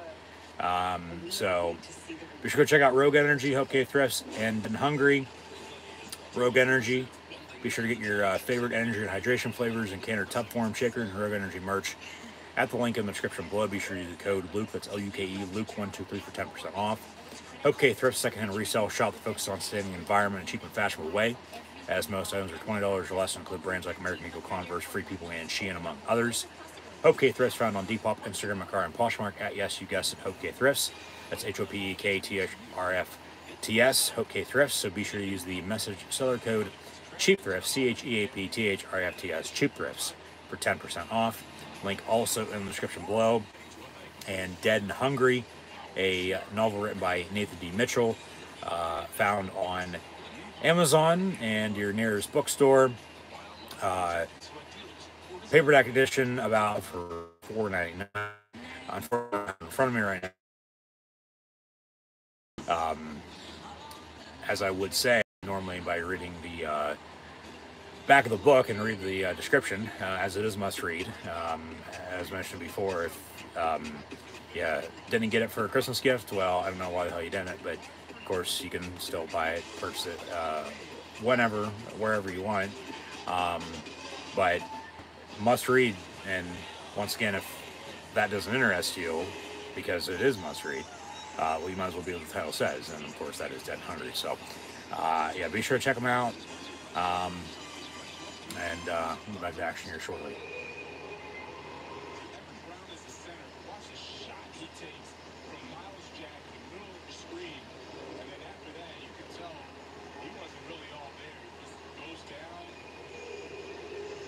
Probably concussion. Yeah. So 2nd down and 9 for Seattle. Ball at the 40.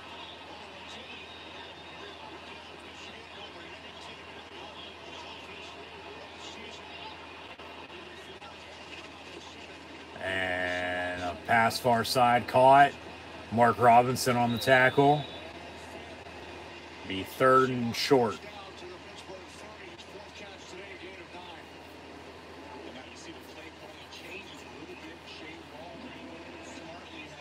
Come on, defense. Get off the field.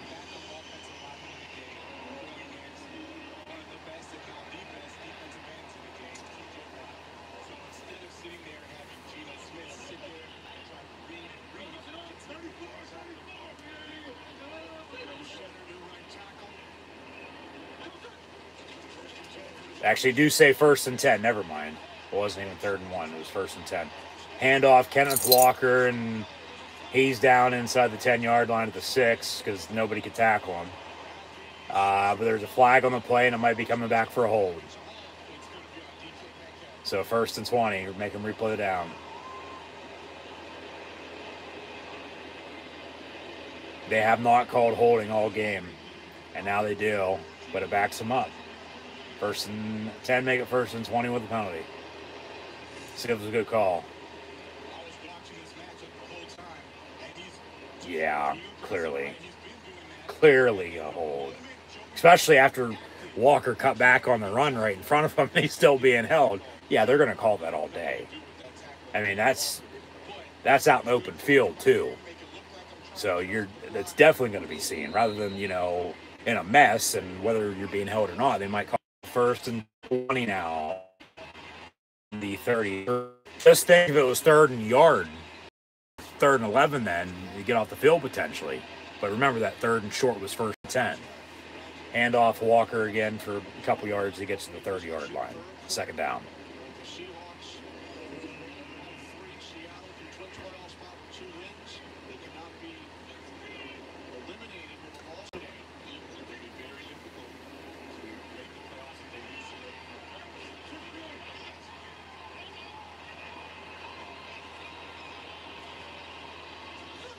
Empty set. Smith over the middle, caught. It's almost picked off by Sullivan, but then him and Elijah Riley wrap him up. So 3rd and 5, give or take, 3rd and 4, okay. Get off the field. I mean, force a kick. You know, let them tie it up at 17, but don't let them take the lead. You get the ball back, you still have momentum on your side, and you drive and score.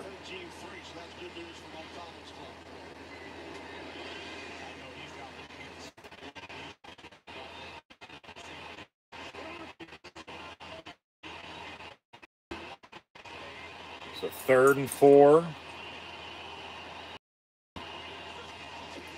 Maybe some movement up front, but Smith's pass far side, high, incomplete. 4th down, they'll kick it.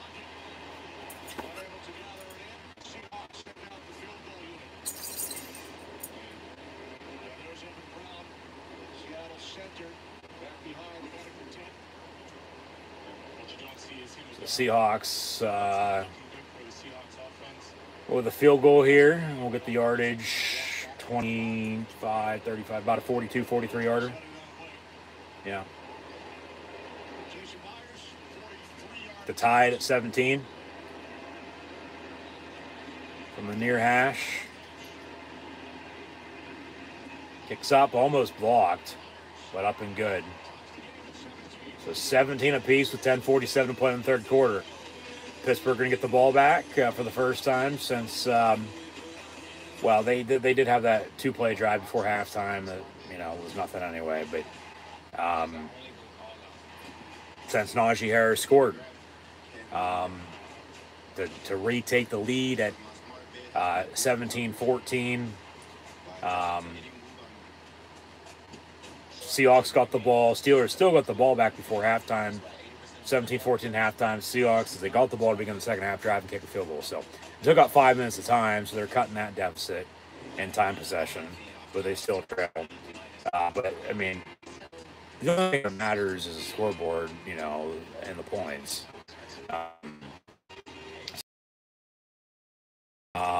Pittsburgh going to get the ball. Would like them to continue to do what they've done all day, and that's just continue to run the football and work clock. And for Mason Rudolph, don't do anything stupid. Don't turn the ball over. So, of course, take what the defense gives you, but, I mean, I wouldn't mind airing it out a little bit, you know. I mean, we were tied at 7. Now we're tied at 17. So, yeah, just don't blow it. Don't shoot yourselves in the foot. I mean, they just mentioned once again, as, you know, Steelers rooting interest, yeah, there's, you know, a few teams you need to win. If you win, let alone lose. But the only Pittsburgh's eliminated from the playoffs right now, and then, you know, you'd be 8-8 with the loss, is if they lose, and then the Chargers pick up the win. But they stay alive with a win, and then, you know, potentially get some help. But if you get the help, you get the help. If you don't, you don't. Then it's back, coulda, woulda, shoulda, you know. You didn't take care of business when you needed to, which is, you know, got him in trouble before. To help him out. So, yeah, just see how it shakes out here. I mean, you can't control what you can't control. You can only control what you can control. And that's you. That's yourself. So Pittsburgh going to be back deep to receive here.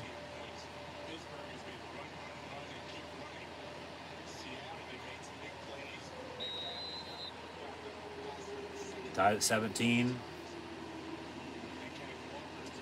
Getting the ball back. So run it, control the clock. Pittsburgh will return this kick from a yard deep in the end zone. 25 to the 29, so a good decision. I mean, that's a 4-yard difference rather than taking a knee. And then you have it at the 25-yard line. More pushing and shoving. Refs get it under control. And, yeah, 200 games. Make it 17 years. As mentioned, the Steelers with the most rushing yards in the first half since 2006 today. Which is hard to believe, but it's not, though, too.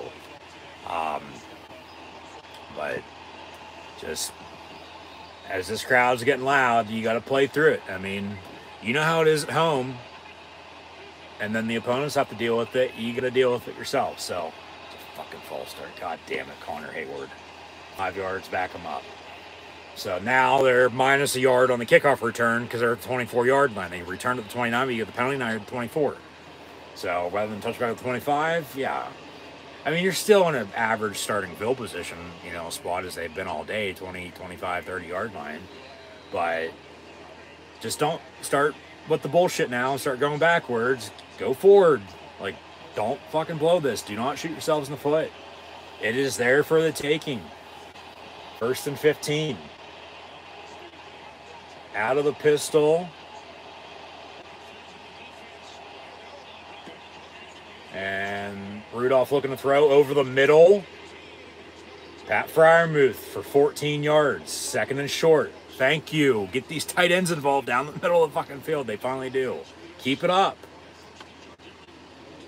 Now run it, get the first down, and go from there.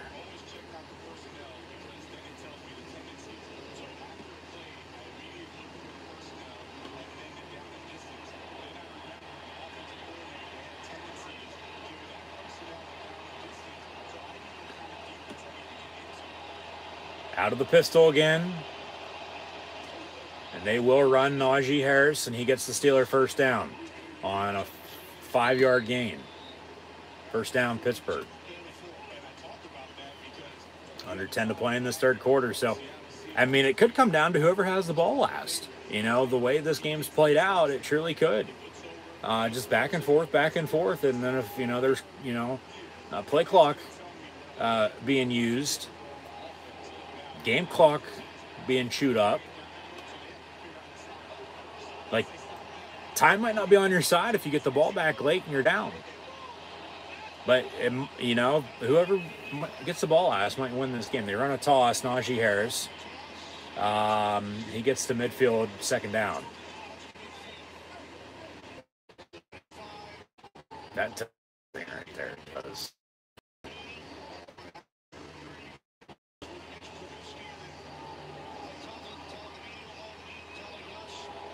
A day-by-day quarterback situation this past week, and then Rudolph gets the start, and as I said last week, hey, you're on the hot hand. You still dress Pickett if he's healthy. He's not. He's still out and active. But you keep Seattle guessing. But it's Mason Rudolph and Mitch Trubisky down to it. Just like it's Geno Smith and Drew Lock for Seattle. And Lock came over in the Russell Wilson trade. And now Russ might be on his way out of Denver. They give to Jalen Warren, first down Pittsburgh. Yeah, obviously Seattle won the trade with the Broncos for Russell Wilson. Trading him to the team he and the Seahawks beat in Super Bowl 48. And Seattle's been fine without him, you know. Made the playoffs last year. They're on the cusp of making the playoffs again this year without him. Denver, not that great. Got to get it off, go. They do. Rudolph looking to throw. Over the middle, caught. Deontay Johnson down the far sideline. 20, 15, 10. Going to cut back in down to the 4-yard line. First and goal, Steelers. Another big play. Punch it in with a run. Retake the lead. Yeah. Pickens, hey, just run a go route. It's going to open up the middle. DJ runs across her. Good protection with the block. And Rudolph finds them and off to the races. And then he's brought down at the 4-yard line, first and goal. Now punch this sucker and let's go. 7-11 and counting to play in this third quarter, even though Sheets is better than them and Wawa. First and goal at the 4, handoff. Naj. Powell still pushing at the 3, 2, and in the end zone. After the 1-yard line, touchdown Steelers. They never blew it dead. Touchdown Steelers with the third rushing touchdown of the game. Field goal is the difference. Up until the time Seattle tied it with the field goal. So it's a touchdown difference. 23-17, extra point to come. Should have been down right there. They probably should have blew it dead, to be honest with you, too. I'm surprised they didn't. And just Powell just still pushed. And into the end zone he goes, touchdown Steelers. That's his second rushing touchdown of the game. Jalen Warren has the other, and Boswell has the field goal. Extra point to come as well. And just, this is Steeler football. Run it. The defense. And with the special teams, Chris Boswell. Talked about Sheets a minute ago. Jeff Reed loves the bathrooms and the hand dryers. But, hey, the Pittsburgh Steelers retake the lead. As he had a couple big kicks on extra points in that game, February of 06. 21-10 the final score then. 24-17 today with 6:57 to play in the third. So, just, yeah. Defense really needs to stop is what they need. You know, you need to try to hold the lead rather than, you know, let it get cut in half or let them tie it up again. Like, they need to stop. Like, they need to get to that point. As you have momentum, you have even more than at that point. And then you can, not necessarily put it away, but you can put even more pressure on them because you have a, you know, sizable lead. And into the fourth quarter, once again, because of the time possession, Pittsburgh's controlling the clock. Hey, this game is still for the taking for either team, no doubt about it. And it still, once again, could come down to whoever has the ball last. But Pittsburgh's in a damn good spot. They're running the ball extremely well. They're controlling the clock. They can stall the 2 touchdowns early. There right after halftime, but there was 2 drives they forced punts. Seattle really hasn't stopped Pittsburgh, you know, and forced them to punt. Pittsburgh went for it on 4th down one time, didn't get it. But like Presley Harvin and his blue suede shoes, I don't think they've been out there yet, right? No, I don't know. He hasn't punted yet, so. And if he has, it's only been 1 time. Seattle's like 2 or 3 times. Like, it might not seem like a big gap, but it does make a difference. It's just, yeah, it's coming down to every possession, every drive is going to be crucial. And you got to do something, because if not, you might get screwed.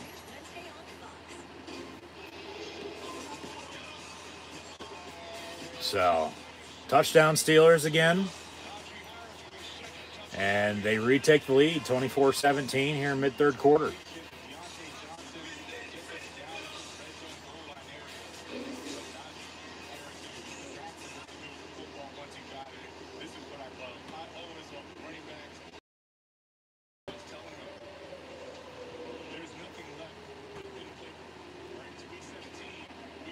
Kickoff going to be returned again from about the 3-yard line.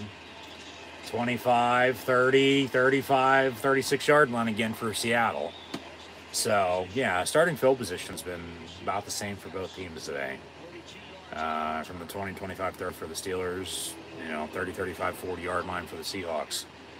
Steelers with a 7-point lead, though, even with, maybe a 5, 10-yard difference in the starting field position battle. 1st and 10. Got to get a stop. Got to get a turnover. Would be awesome. They've come close today, but nothing.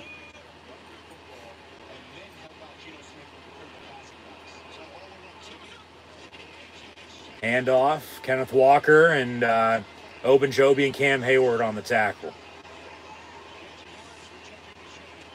No gain on the play. 2nd down.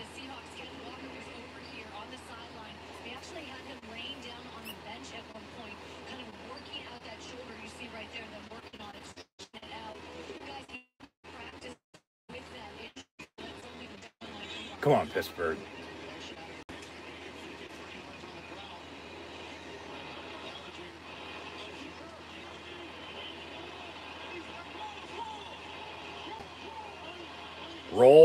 Rolls.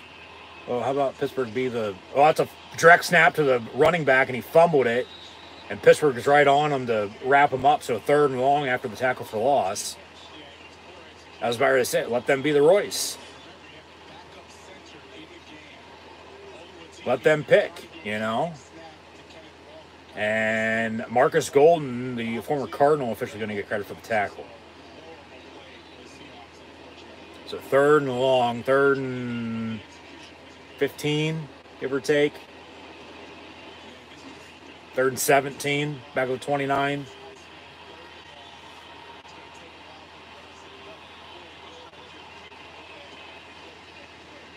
And a dump off. It's caught, but he's short. 4th and about 3.5, 4 coming up for Seattle. So we'll see what they do.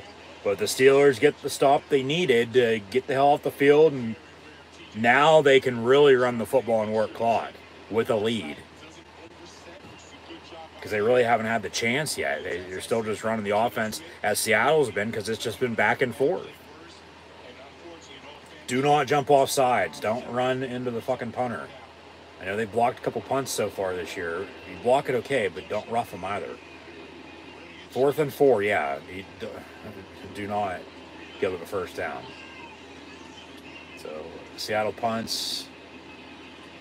And from the 15 on the return, Calvin Austin to the 21 for 6 yards. All right. Pittsburgh have a 1st and 10 from there. 4:35 to play in the 3rd quarter. Up 7, 24-17. Both teams have all 3 timeouts. Of course, 2-minute warning to come in the 4th quarter. 2 minutes to play. But we're a long way from that. Run the damn ball, work clock. They've done it the whole entire game. Continue to do it. If you do, and you're good at it as you've been today, you're going to win. Because you look at the stats.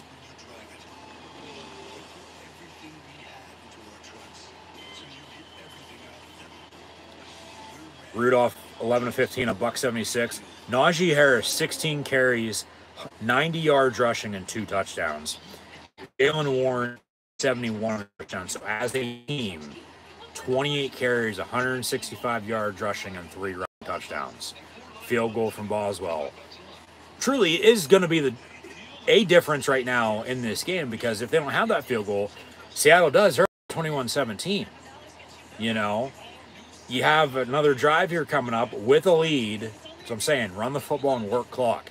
Because to this point, with those 165 yards rushing and a 7-point lead, as they went 3 and out to begin the game, but then they scored, went up 7. Seattle tied at 7, 10-7, 14-10 they trailed. Only time they trailed today was 14-10. They retook the lead at 17-14. That's what they had at halftime. Seattle ties at 17 early third quarter, but then they just scored 24-17. Here we are. But it's look at time possessions. They're up by 6 minutes, 23-15 to 17-10. And the refs have let them play only 5 total penalties. So, I'm telling you, run the damn ball and work clock. Like, keep it up. Of more football, the XFL and the USFL have merged to form the UFL, the United Football League, kicking off this spring, late March. So, we'll see how that plays out. Nothing wrong with more football. But we'll take a look at some scores around the league next commercial break, so stay tuned for that as we'll recap once again last week, see what's going on this week, live right now with what's already happened this week, and preview next week. And then former Seahawks quarterback, I might add, Russell Wilson, who once again was traded to the Denver Broncos 2 years ago. Seattle seemed seemingly fine without him. Because they made the playoffs without him last year, on the cusp once again of making the playoffs this year. Denver, not so much either year, but his time potentially up in the Rockies and the Mile High City, as Pittsburgh runs it there for a couple yards. Jalen Warren on first down, so second and about 8 coming up. But, you know, Russell Wilson, if he leaves, there's been reports potentially that the Pittsburgh Steelers would be a potential destination. I really don't know what to think about it. I don't. I mean, it could work out, but as Rudolph will throw running back screen to Jalen Warren, who gets another Steeler first down at the 33-yard line. So they'll move the 6 again and continue hopefully to control this clock, so keep it up. Yeah, I don't really know what to think, because it could work out, but it could also be an absolute dumpster fire as it turned into in Denver. I mean, because remember, his first game as a Bronco was against the Seahawks on Monday Night Football, and they lost because of a missed game-winning field goal. But, like, he's a typical play-action quarterback. He's a dual threat as well. He can run it if need be. Handoff, Jalen Warren. Another couple yards. Of course, Pittsburgh had Ben Roethlisberger for 18 years. Kenny Pickett's in his second year injured as they drafted him in the first round out of Pitt. Mitch Trubisky backing up, but Mason Rudolph starting for the second consecutive game because, you know, hey, he's given him the hot hand and he's played well. You know, what else is he going to do? Because who else you have? It's Rudy. Nose was shining oh so bright last week, and the win over the Bengals 2 days before Christmas, 2nd and 9 from the 34. Handoff, they're on a draw again with Warren, but he's going to be tackled on the backfoot for loss, and then they suplex him out of bounds. So 3rd and long. More pushing and shoving. Getting feisty, getting chippy again. Perhaps get it under control, but I think those were the Russ Wilson. I mean, the Steelers, yeah, they very well could have traded for him among other teams when Seattle was trying to get rid of him. He went to Denver. Seahawks obviously won that trade, no doubt about it. But if he gets cut, you know, Denver's going to have to pay up. And then they'll be, you know, with dead money for the next few years, you know, to cut the loss at that point. And then, you know, Russ is free to sign potentially, you know, wherever as a free agent, you know, if he ain't a Denver Bronco next year. That pass caught, but now they say incomplete. 4th down either way for the Steelers. They'll have to punt. They take up a couple minutes, though, so the Seahawks can get the ball back. Actually, they do say catch. Short of the line of gain, 4th and about 3. He caught it with his thighs, in between his legs. And so they'll wind the clock, so use this play clock before you have to punt. Get it under a minute and then boom it away. Drain this fucking clock. Why are you snapping it with 20 seconds on the play clock? Punt. Yeah, but don't punt it until you have to. Like, you very well could have took it to about 55 seconds before you had to punt. Seattle's getting the ball back with 1:10 now after they punted, 8-10 seconds ago after the hang time. Supposed to be in commercial break, third quarter, so yeah. But yeah, with Russell Wilson once more, he would be free to sign wherever. If he's cut by the Denver Broncos, which that'd be just a decision to be made by ownership that they fucked up. What's new with Walmart? I mean, they can't even have cashiers, for God's sakes. Everybody's got to use self-checkout, which, don't get me wrong, I'd rather have it that way, but 1st and 10 from the 14-yard line. It's the meme of, hey, your total is $200. Give me back my shit. I'm going to go self-checkout. TJ Watt with the football. What is the call on the field? They say incomplete now on the Seahawks, 2nd down, rather than a fumble and a recovery by the Steelers. Not down by contact. He picked it up and walked in the end zone, so it could be a potential touchdown. See a replay. A forward lateral on the toss. Yeah, he never caught it. That's an incomplete pass. I'll live with that. Rather than the ball being, loose on the ground, potential fumble. Luckily, okay, yeah, they're still right there to recover it if it was, but both teams are getting by with not turning the ball over. They've come close. Over the middle, DK Metcalf to the 46-yard line. 1st down, Seattle. So somebody please cover his Ole Miss ass. And they got to get pressure. They got to force turnover. They do.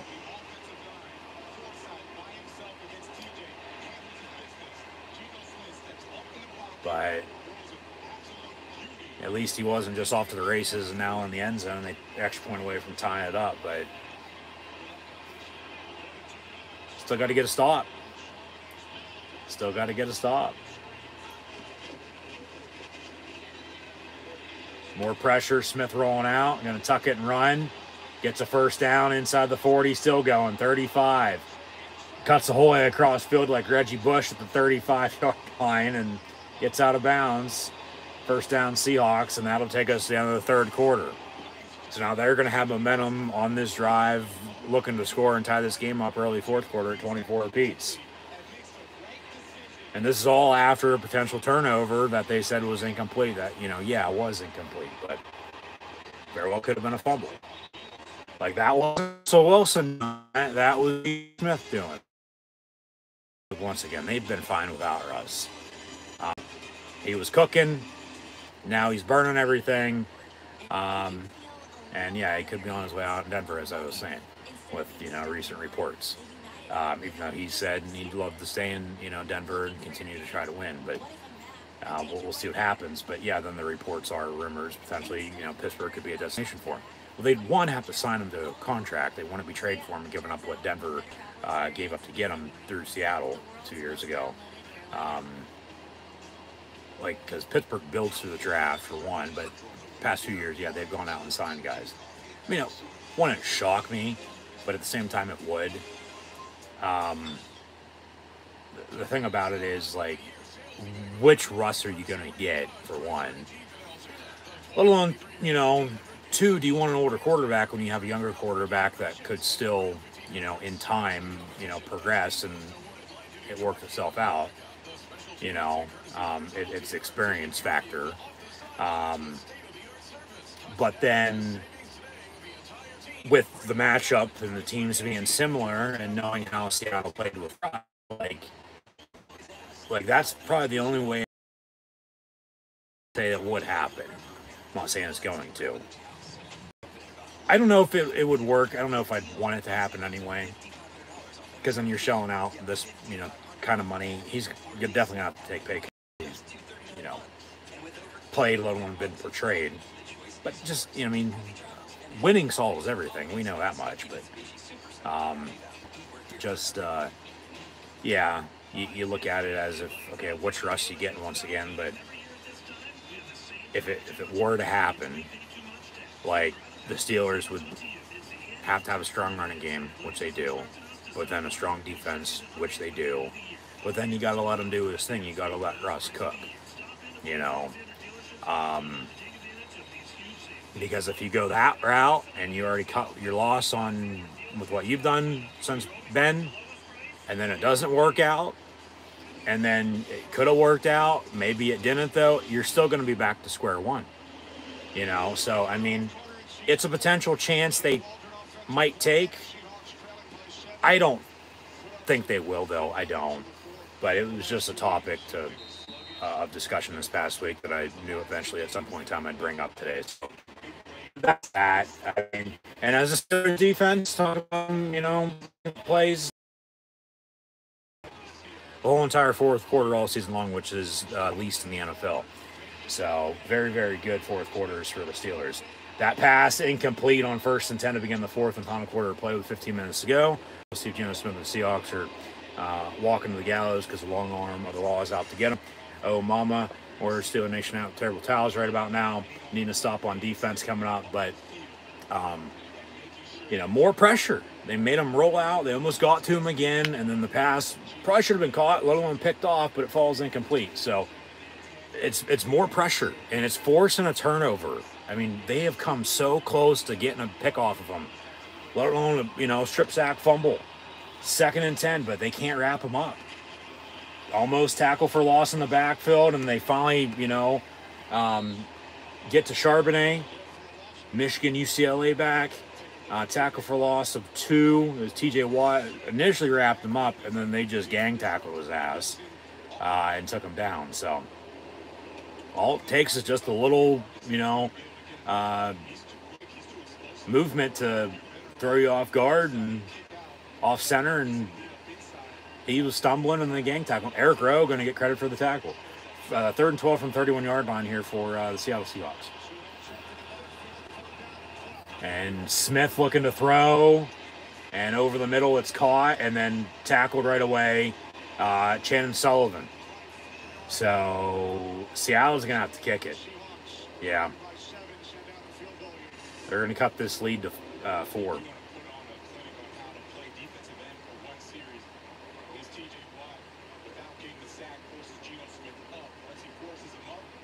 The rest of the defensive line and linebackers that came up right there to, you know, get to him. Yeah. It's a team sport. It's a team game, man. You know, brother on the left, brother on the right. Yeah. Just play. 42-yard field goal. Kicks up and good. So 24-20 with 13:30 to go. And I don't know why they're playing Mac Miller for a fucking Seahawk, you know, scoring drive. He's obviously from Pittsburgh. But, I mean, the Steelers win. Yeah, we'll have a party on 5th Avenue as they go to break. But, I mean,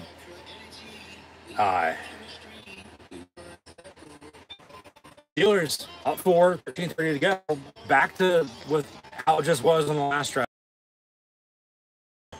Make them, you know, stop you. Make them call your timeouts. Like, pressure on them, not yourself. Okay? Like, end of story. Like, just, it still might come down to the defense. Probably need a fucking stop for him. Run the ball. Run Naj. Run Warren. Work clock. If they stop the run, you know what? It's going to be a perfect time to do? Go deep. Middle of the field of the tight ends. Pickens has been quiet. Telling you, Rudolph to potentially ice. You know, they score. They go up 11. That's 2 scores. You know, this game's been tight. 7-0, 7-7, 10-7, 14-10, 17-14, 17 apiece, 24-17, now 24-20. It's all been 1 score. You know, if the Steelers can get out to an 11-point lead, which is 2 scores, let alone, okay, you got to kick a field goal, you go up 7, at least you have a touchdown lead. They score, tie it, okay, you play from there. But a touchdown would be awesome. You go up 2 scores for the first time today by either team. You're up 11, the touchdown and 2-point, a field goal. Truly, who knows, it might be enough, because then time's not going to be on the Seahawks. Yeah, we'll see. But run the ball, work clock. Just don't do anything stupid. But I'm telling you, don't be surprised if they air it out a little bit and shoot on third down and say, I don't know, 7 and longer. If you can't just get 8 yards, you know, you're going deep. Maybe go for it on fourth down again anyway, as they've done already now a couple times today. But, you know, because then it'd be flipping field if you'd punt, you know, you're pinning them deep anyway if you say throw a pick. If it's incompletely, you still punt. Just hold the lead, you know. At least get in field goal range. Kick a field goal here, 27-20, as it's 24-20 right now. Steelers on the return, 20-25 to the 27-yard line. So, but touchdown would be awesome. You drive and score, it might be enough. It truly might. More pushing and shoving. These teams, obviously, for whatever reason, hate each other today. There's been a lot of shit said. But 1st and 10, Pittsburgh, up 4 here, 13:25 to play.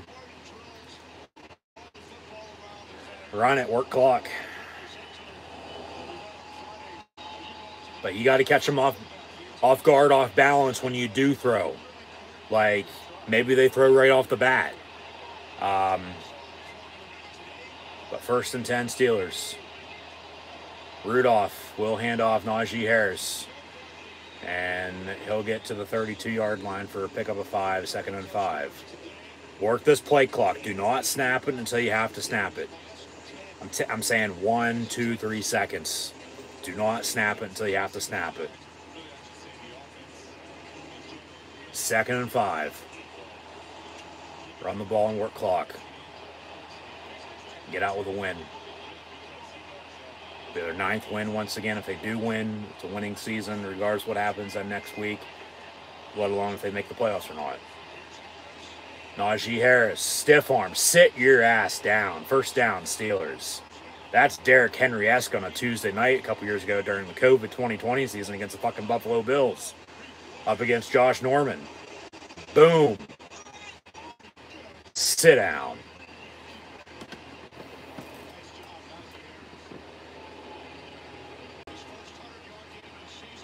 Najee Harris' first 100-yard game of the season. Well, couldn't come at a better fucking time. Week 17, New Year's Eve, with 1 game to go after this. 1st and 10 from the 39. At least the running game has finally shown up. 4 yards up the middle. 2nd and 6. Keep running it. Pound it down their throat and work this clock.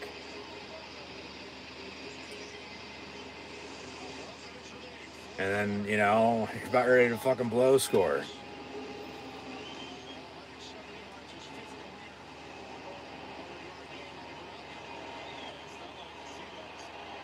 Let's go. Keep running it. Naj comes out. Warren's in. And he loves to spin. Freiermuth the motion on 2nd and 7. Rudolph going to throw. Batted down, incomplete. 3rd and 7 coming up. He wanted it Freiermuth in the flat near side, but one wasn't even looking for the ball. And then 2 was batted down, so he wouldn't have caught it anyway if it even got there. So big 3rd and 7. What I just said a minute ago, they're in a 3rd and 7 situation. You know, maybe you chuck it. I'd like just I would. We'll see what they draw.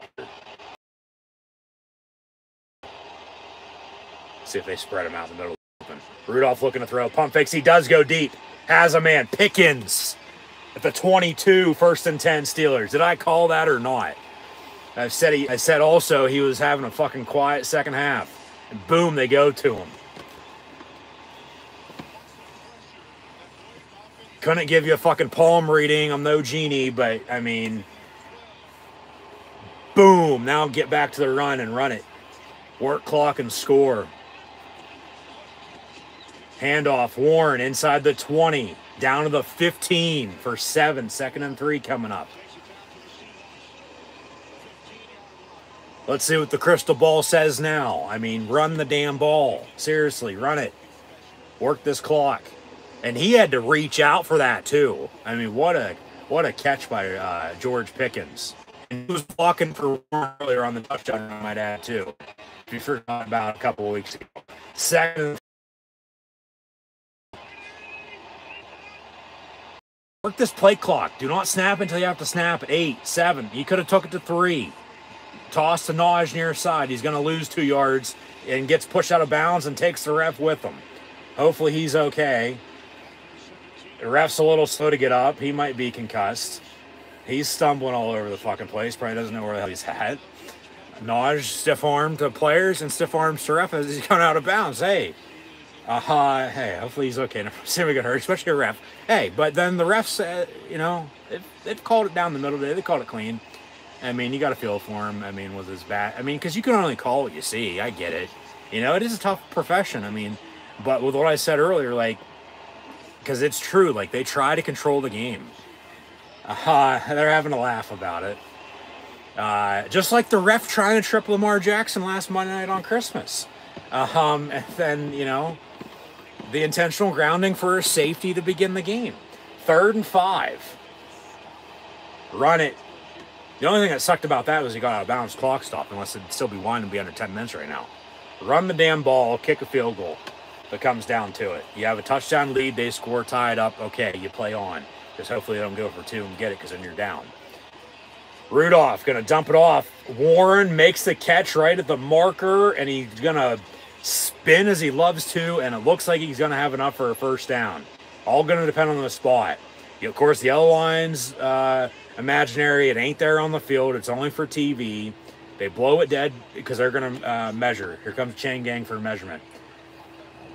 They said 4th down. Now 1st down. What is it?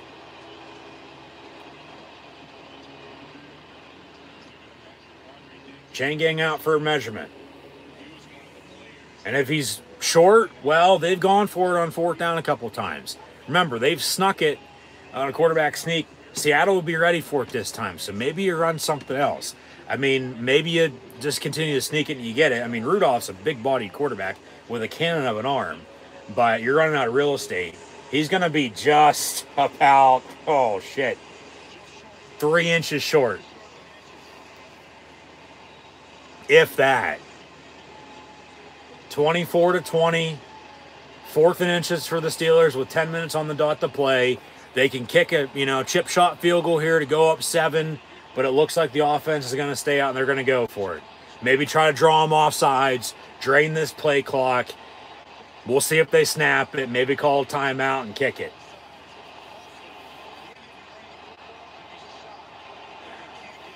Fourth and inches. They line up to go for it. They'll sneak it again, and Rudolph for sure gets the first down. You continue to wind this clock now and continue to run the ball. 1st and 10, 1st and goal, Steelers. Where are they at? 11, 12-yard line. So 8 shots to punch it in. I mean, you got 2 more sets of downs coming up if you get a first down again. Keep running it. I mean, just gritty. They're grinding their fucking teeth. Keep running it. Do not turn it over. By God, whatever you do not turn it over. Yeah, ball at the 11.5, 12-yard line. 1st and 10 Steelers. Out of the pistol. Handoff. Najee Harris. Stumbles, loses a yard, 2nd down. Drain this clock and run the ball. I'm telling you, keep running it. Make them call their timeouts. You score, game might be over. Seriously. That's what I was saying a little bit ago. Been on a almost 5-6 minute score drive right now that might end in a score.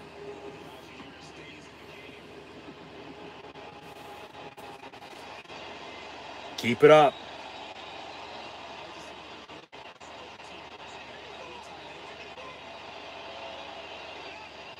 Motion man Allen Robinson. Rudolph going to hand off Najee Harris. No gain on the play. They stuff him. So 3rd and 11. I'd run it again. I would. Kick the field goal. You don't do anything stupid. Players getting tangled up, but hey, Seattle's not calling any timeouts. Clock's still winding. Drain it.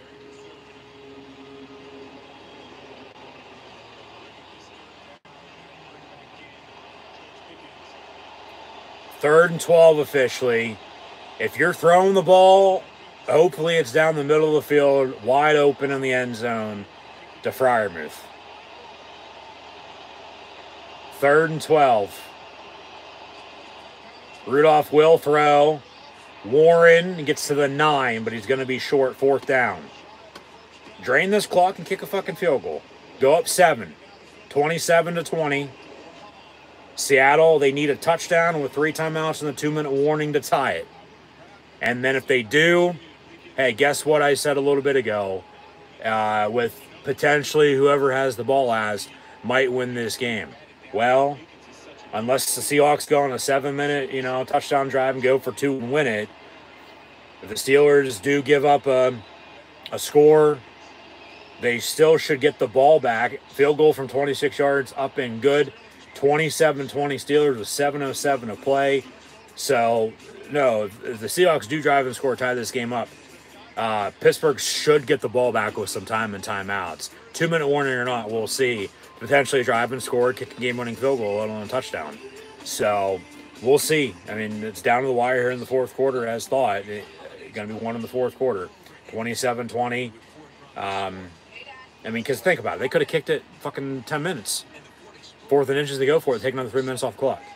2:53 to be exact. 7:07 to play. But,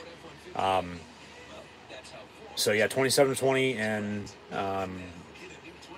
you'll hold the lead. It's been a 1-score game, all day. But that's why you're relying on special teams. I mean, Boswell now 2-2 on field goals. That's 6 points. He doesn't have those. You're only up 21-20 because you have 3 rushing touchdowns. If everything else goes the way it did. So, it has, for that matter. Just, if not now, when? I mean, the defense needs to stop. So, oh mama, Steeler Nation on the road, the way those terrible towels right about now, defense needs to fucking stop. It's time to crank Renegade, to say the least. So, yeah, just, they need to stop on defense. They get to stop on defense, game's over. Because then they can just continue to run the ball and work clock and be all she wrote. At least should be at that point. We'll see what happens. No turnovers in this game, I might add. Surprisingly, when both teams have come close to turning it over a couple times. So keep an eye out for that come, this final 7:07 for Pittsburgh to get pressure on Geno Smith and potentially force a turnover. Be that simple? Not necessarily, but you get my point. As they show off as we'll still recap last week, see what's going on this week, preview next week. Got the Week 18 season finale. Got a doubleheader on Saturday. And then, a plethora of games next Sunday. We'll see what game 272 is next Sunday night. They technically, still haven't. I've been waiting for it. They said yesterday they're going to announce it today. I'm like, all right, well, they still haven't to this point.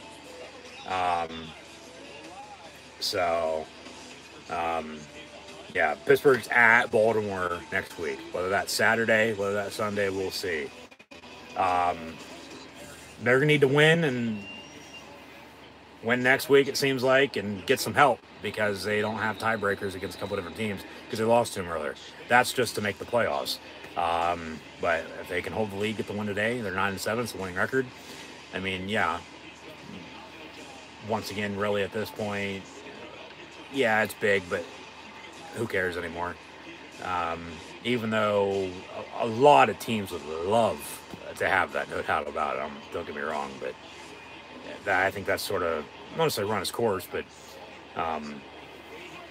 just hopefully they can finish here today and finish strong next week as well. There you go, strip sack fumble. TJ Watt off the edge, and the Steelers have it. What'd I say? And this is the same way it was 2 years ago when they met on Sunday night. Seahawks got the ball in overtime. Steelers were down rather than up. But it was a strip sack fumble on Geno Smith by TJ Watt and Herbig on the recovery. Another Wisconsin Badger. And the Steelers have now a short field up 7, 1st and 10, with 7 minutes on the dot to play. That's the opening play of that Seahawks drive. And a strip sack fumble, they recover it. And first turnover of the game, too, I might add, as I just mentioned. Actually, it was Herbig the whole entire time.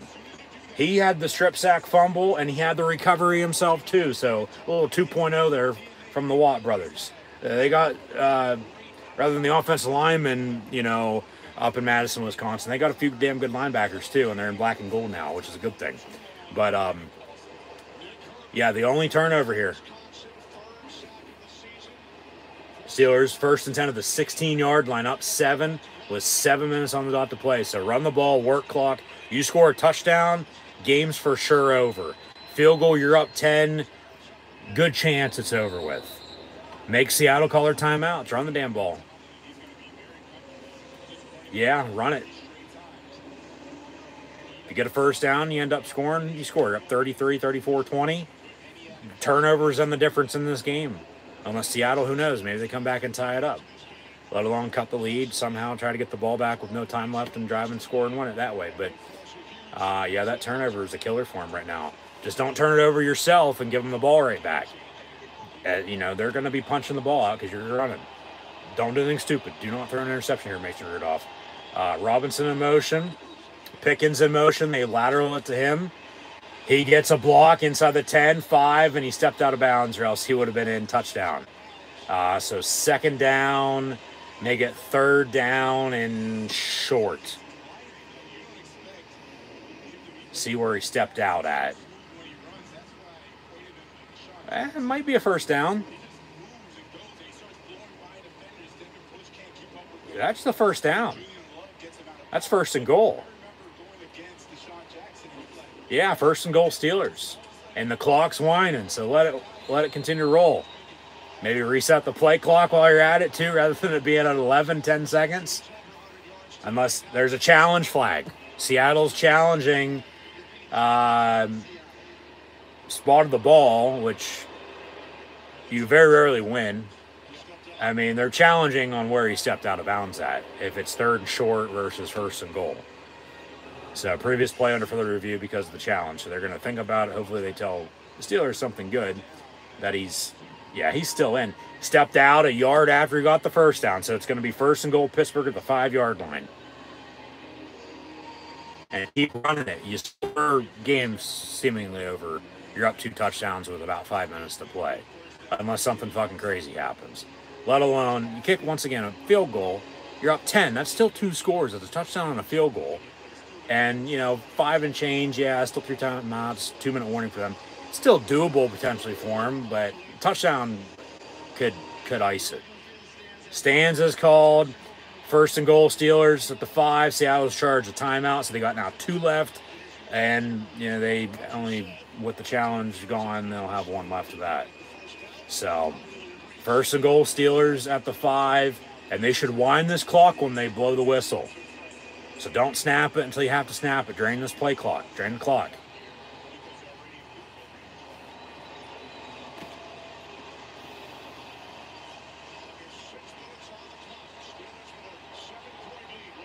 Well, I guess he did step out, right? Yeah, that's why they were challenging where he stepped out. So 1st and goal, Pittsburgh from the 5.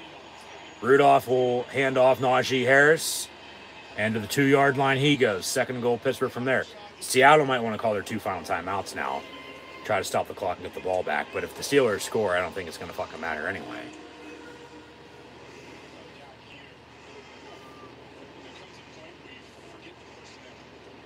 Run it. Keep running it.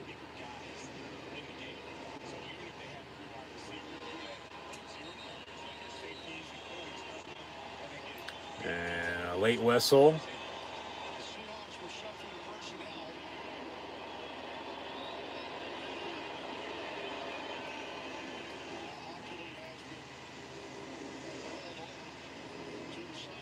So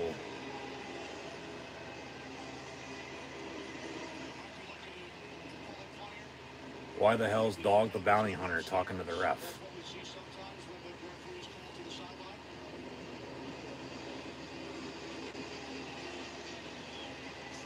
What the fuck is going on? Are they trying to figure out a way to screw the Steelers right now, or what?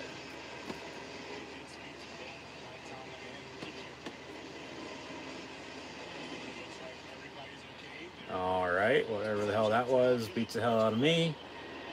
I I've never fucking seen the ref go talk to some random ass person on the sideline in the middle of a play that they blew dead for. Now they'll rewind it. Clock's ticking. All right, there you go. 2nd and goal from the 2.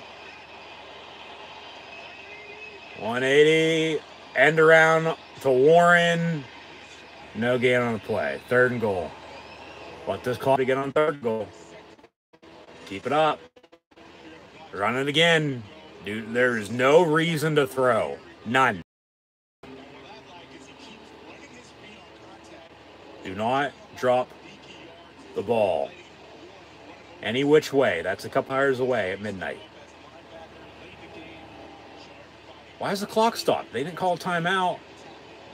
3rd and goal. This clock should be fucking running right now. Not stopped at 4:51. Now there's another delay. What the fuck is going on with the officials? And now they're talking to some dude in a suit that looks like Trey Wingo. What the hell is going on? They got to make some sort of announcement. Is there an issue with the clock of some sorts or what? Yeah.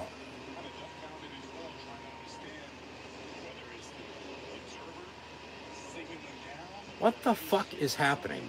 Seriously, what the hell's going on?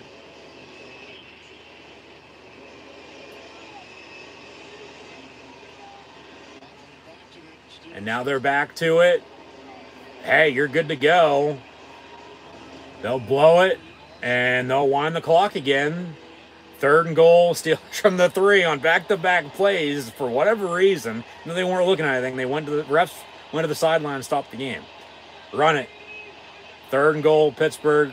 They'll play action. Rudolph going to throw back of the end zone through the uprights. Kicks up and good, but it's incomplete. So 4th and goal. You see, you run it. Unless they call a timeout and stop the clock, you continue to drain the clock under 4 minutes before you got to kick it. You're on the play action. It's incomplete. You're still up 7. You kick it. Just knock on wood. Hopefully it's up and good. You got a 10-point lead, 30-20 then. And, you know, you're up 2 scores. Game's probably over with. You know, they only got 2 timeouts, 2-minute warning to, you know, score twice. To tie it. 21-yard chip shot field goal. Old school extra point. Kicks up and good. And that might have just won the Steelers the game with 4:31 to play. Pittsburgh now leads Seattle 30-20. Okay. Oh, there's a drone. There's a drone in the area. Didn't they completely stop a game earlier this year because of a drone as well? Like they had like a half-hour weather delay. They put it as because of a fucking drone.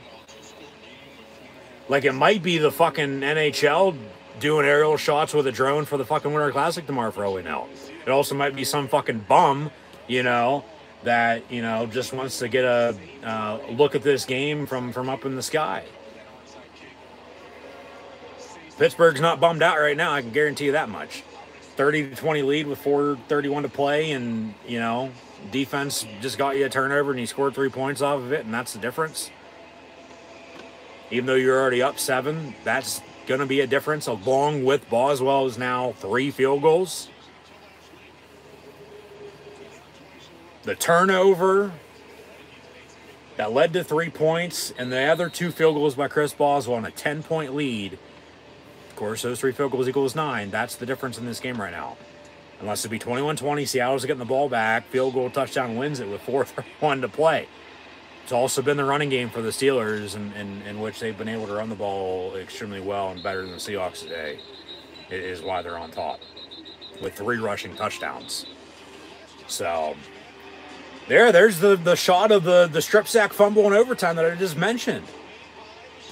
Yeah, and that's how they won in overtime. And boom, that's what just happened, and they get a field goal out of it, and they have 7 more points than they did then. Seattle still with 20. But yeah, well, there you go.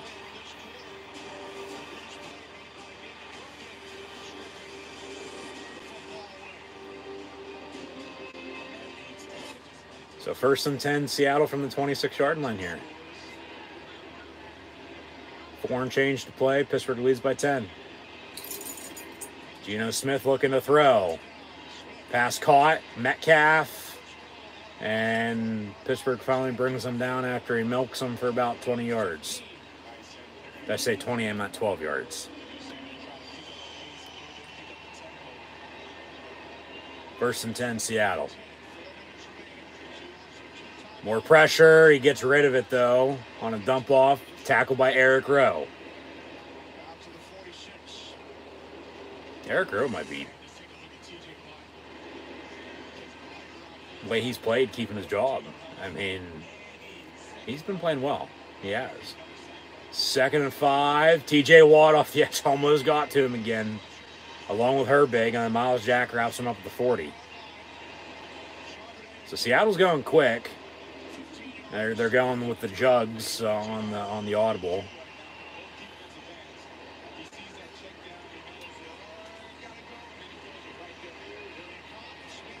And Geno Smith's just going to tuck it and run after a pump fake. Gets a couple yards out of bounds. So 2nd down.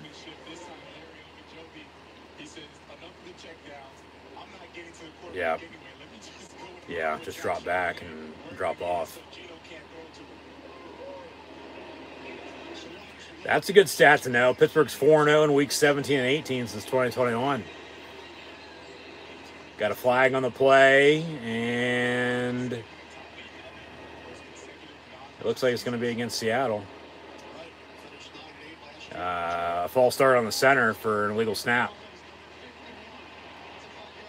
5 yards, replay it down. 2nd and 12, make it.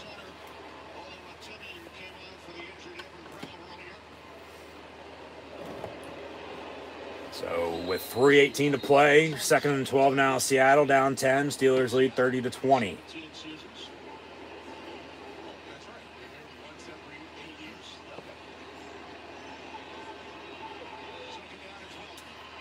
From the 41, 2nd and 12. 41 on the Steelers. Smith looking to throw again. Pass caught. And then, who is that? Miles Killebrew on the tackle. 3rd and short. Under 3 to play. Yeah, Seattle's got to score and hope to get the ball back and score again.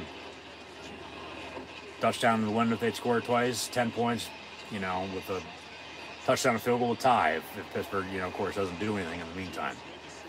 1st and 10, Seattle. And now an injured Steeler defender. Got a timeout on the field. That's TJ Watt. Hopefully he's okay. He's going to have to limp off here. It looked like him and Smith just got tangled up on the tackle.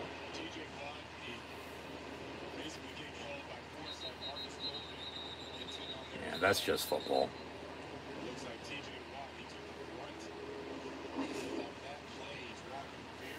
But 1st and 10 in the meantime. 1st and 10 Seahawks.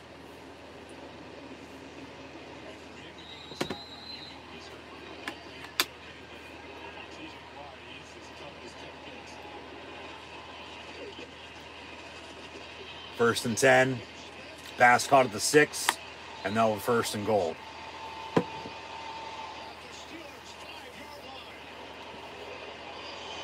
Yeah, they're going to hope to score before 2-minute warning, because then they can still get the 3rd timeout as a 2-minute warning with their 2 timeouts. And hope to get the ball back, potentially with an onside kick. But maybe you kick it deep, depending on when you score. Geno Smith's pass, incomplete at the goal line. Good coverage. I believe that was Joey Porter Jr., rookie out of Penn State. At least one Nittany Lion showed up against an Ole Miss Reb and DK Metcalf on that play. So 2nd and goal, Seattle.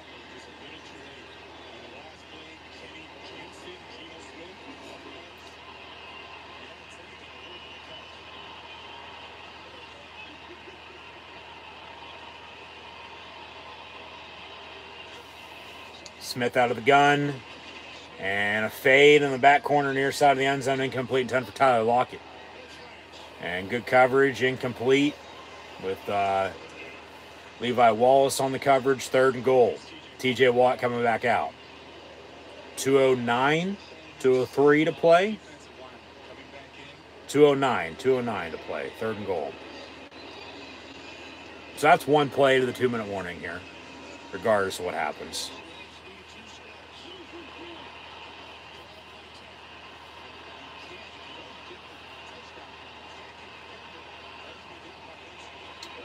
And Geno Smith's pass in the end zone, incomplete, 10 for Metcalf. He dropped it.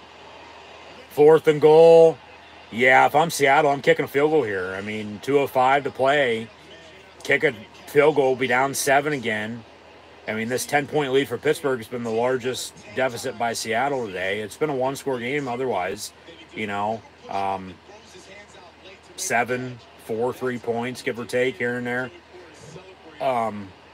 But yeah, kick the field goal. You're right at 2 minutes then with 2 timeouts. I mean, you got a decision to make after a 24-yard field goal here. If it's no good, doesn't matter. Kicks up and good, though. So, yeah, 30-23, 2:01. So they get an extra second out of it. You got a decision to make, though. I mean, do you kick it deep? Do you kick an onside kick? See what Pete Carroll does. And then you go, well, if Pittsburgh gets the ball back and gets the first down, makes Seattle call their 2 timeouts, the game is over with. Of course, Seattle recovers an onside kick potentially. There's like 2:10, I think you kick it deep, maybe a little bit more. You probably got to kick an onside kick here. But if you recover, of course, then you can drive and, score, and you tie it up at 30, you go to overtime, let alone, if you go for 2 and you win it. And then talk about a change, wave of emotions, and a couple sequences here. Talk about down to the wire. We'll see what they do here. If they're going to kick it deep or kick an onside kick. Yeah, 2:01 to play. Still got 2-minute warning here in a second, but 2 timeouts. Down 7. It's tough. Pittsburgh's lining up as if they're going to kick an onside kick, so just get ready to recover it. So remember, it's a live ball. You don't need them to touch it first. Just fucking recover it. Find the ball and recover it. It has to go 10 yards for them, though, before they touch it and recover it, unless it's an illegal touch. And then they, re-kick. Well, on Pittsburgh to get the ball. Onside kick, Pittsburgh, far side, recovers it. Yeah, get your hands team out there. And it was recovered by a wide receiver. Yeah, Deontay Johnson, who had a drop earlier, makes a big catch here late with 2 minutes to play on an onside kick. And truly, with Pittsburgh up 30-23 here now, 2 minutes to play, 1st and 10. Seahawks with 2 timeouts. They can only stop it twice. Steelers just need to get a first down, if that, depending on what happens on these first couple plays, to need out and, game's over with. So, we'll see what happens here, but yeah, you're running the ball, you're hoping to get a first down. If you don't, well, you're still gonna have a short field here. 10 yards from on the onside kick, you're in field goal range. If you come up just short, I don't know if you go for it and sort of do the same thing as you did at the Rams, get a first down and the game is over, you need it out from there. But because you can kick a field goal, then you go up 33-23, you're up 10 again, but then you don't want to risk it getting blocked and then returned and then you're tied. So just run the ball, see what happens on these first couple of plays. They're going to call their timeouts. They're going to try to get the ball back if they can. If they do, Pittsburgh still might just end up kicking it up 10 and the game is over. Like, it ain't going to matter then, because they're not going to be able to score 10 in a minute and whatever, if that, and no timeouts. Seen crazier shit happen, though, but yeah, we'll see here. No, it really just depends on what happens on the first couple of plays, but really the Steelers just need to get a first down and the game's over.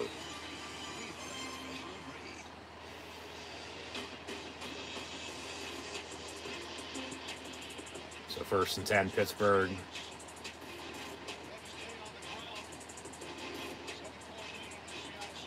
Ball going to be about 35, 40-yard line, give or take.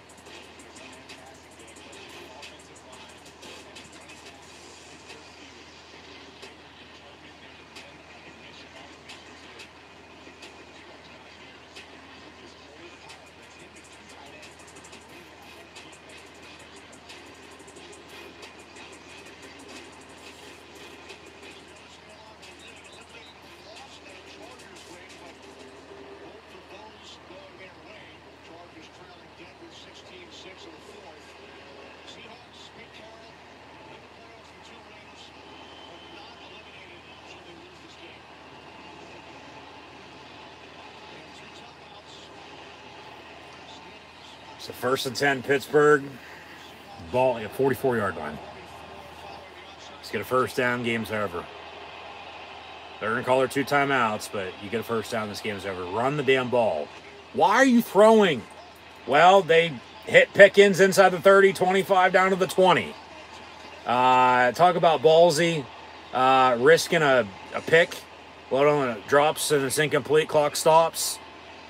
Right on the money, and then he spins, and Pickens gets a 24-yard gain, and a Steeler first down at the 20. They still have their 2 timeouts. We'll see if they call it, but that might have just sealed it. That might be it.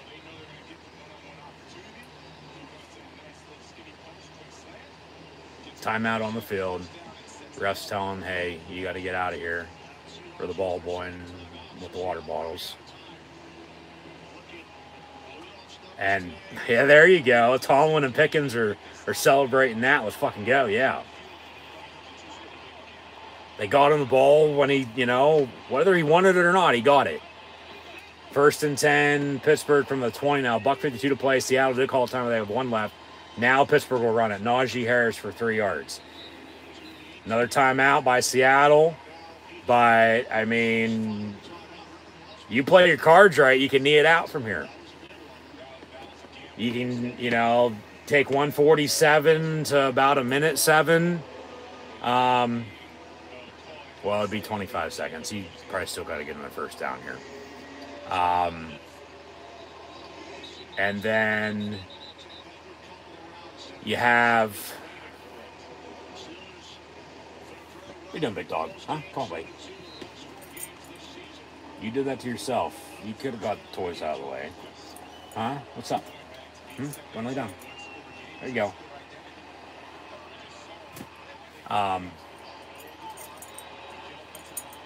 Yeah, make yourself comfortable. Lay down.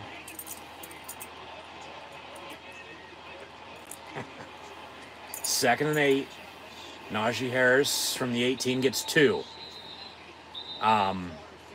So make it 3rd and 7. They can drain this clock, get another snap. First down, game's over. They're definitely going to get it right about a minute on the 3rd down. They could get it to about 30, 35 seconds. Maybe a little bit lower than that, 20 seconds at the minimum. If they don't get a first down, and then they got a decision to make on to kick it. Like, Seattle Seahawks still could get the ball back. But first down here, game's over. Timeout, timeout, timeout. You don't want a 3rd and 12. Timeout, timeout, timeout. Thank you. Tomlin runs down the fucking sideline calling one because the play clock was winding down. They couldn't get it off. So they're first with 59 seconds. 3rd and 7. First down, game's over.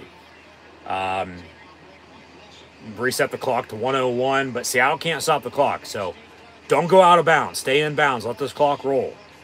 If you don't get a first down, it's 4th and whatever. Just don't turn it over. You might kick a field goal here. But, there's probably going to be between 20 to 30 seconds left in this game if the Seahawks do get the ball back, whether they're still down 7. Steelers kick a field goal down and up 10. I mean, game's over anyway then. First down, though, for sure, game's over here. So 3rd and 7, Pittsburgh from the 17-yard line. Maybe the tight end down the middle of the field if they do throw. Just don't turn it over. Run the damn ball, please. They will on a draw. Najee Harris up the middle. First down, Steelers inside the 10, and he slides to the 5. And that'll do it. I mean, he could have walked in touchdown. It's a two-score game. He would have had his 3rd of the day. He already has 2 anyway. What's one more? Just slide. Yeah, he's smart about it. Game's over then if you get a first down. It's not like they... would have only gone up 1 score or only a couple points if he would have scored, if they were up, say, only a couple points at that point in time and then, a couple more. But Steelers with a knee, and that'll do it. Pittsburgh's going to beat Seattle 30-23 to get to 9-7. It's a winning record. It's a winning season for the Steelers. That streak will continue. They have not had a losing season since 2003. Mike Tomlin's never had a losing season as the head coach of the Pittsburgh Steelers. With a win next week and some help, they're in the playoffs in 2 weeks' time. Post-game handshakes, 3-2-1. Ball game, Steelers win 30-23 over the Seahawks in a Super Bowl 40 rematch today. I mean, yeah, he could have walked in, touchdown. It would have been 36, 37, 23. Yeah, Seattle gets the ball back with 30 seconds. They're down 2 touchdowns. They wouldn't have been able to fucking do anything anyway. But it's a smart play. You slide. And the clock runs out because they knee it out. So that'll do it. That's your ball game. Steelers win 30-23. About a 3-hour game on the dot from when it kicked off at 4 o'clock. Here we are, 7 o'clock. It's only 4 o'clock out west. I mean, remember, it was a 4 o'clock kick here on the East Coast, but 1 o'clock, and now 7 and 4. And 5 hours until New Year. So Happy New Year to everyone as we'll enter 2024. And the Pittsburgh Steelers will enter 2024 with a 9-7 record. That would be the 16 games under the old schedule, but still got one more game next week. Regardless of what happens next week, win, loss, 10-7, 9-8, they got a winning record and winning season. Which, once again, however you want to look at it, that's impressive. They have not had a losing season in 20 years. Okay? Whether they made the playoffs or not in those 20 years, they have not had a losing season in 20 years. And Mike Tomlin has never had a losing season as a Steelers head coach. Okay? After taking over for Bill Cowher in 2007. They've been at least 500, if not better, not below. But what would even be extra special for a New Year's resolution would be the Steelers win next week against the top seed Baltimore Ravens on the road, as they already beat them at home this year. They get to 10-7, they get some help, and they're in the playoffs. Technically, they'd already be in the 5, 6, 7 seed as a wild card potentially if they would have taken care of business. It's looking like it's going to come down to the game they lost right now, 1, 2, or 3, however you want to put it, 1A, 1B, 1C, or 1, 2, 3, with the AFC South. They beat the Titans at home on Thursday night, but remember, they lost to the Jaguars. They lost to the Texans, and they lost to the Colts. So you win one of those games.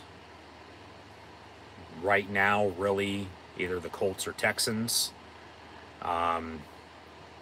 Seems like maybe only one team out of that South is going to get into the playoffs as the division champ. Potentially 2 as a wild card. It just depends on what happens. But yeah, you look at the Colts at the 7 seed right now. They're 9-7. So is Pittsburgh, but they have the head-to-head. The Bills and Browns are above them at 6 and 5 respectively, as the other wild cards. The North is Baltimore's because they just clinched the number 1 overall seed, so they're going to win the division. Even though Cleveland's right there behind them, that's done and over with now. 2, 3, 4 is either going to be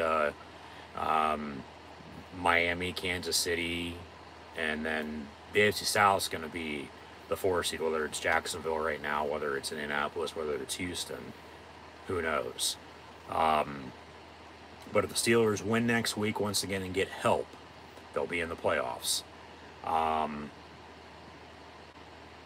Seemingly the 7 seed again, and then they'll have to go on the road into the playoffs. And right now it looks like the 2 seed is going to be the Miami Dolphins. So they have to go to South Beach, where they lost on the Sunday night last year. And turnovers were an issue. So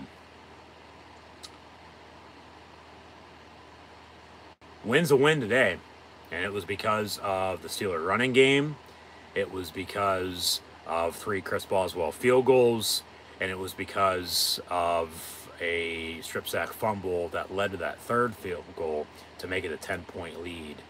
And then the Steelers were able to get a first down at the end of the game and drain the clock. Take a knee, and that's it. They win 30-23, your final score in today's Super Bowl 40 rematch. They win in Seattle for the first time in 40 years, dating back to 1983, I might add as well. So they've gone west a few times and won this year. Remember, the Raiders, the Rams, and now the Seahawks. Hey, Super Bowl's in Vegas too, I might add. But of course, no doubt about it, they still got a lot to work on.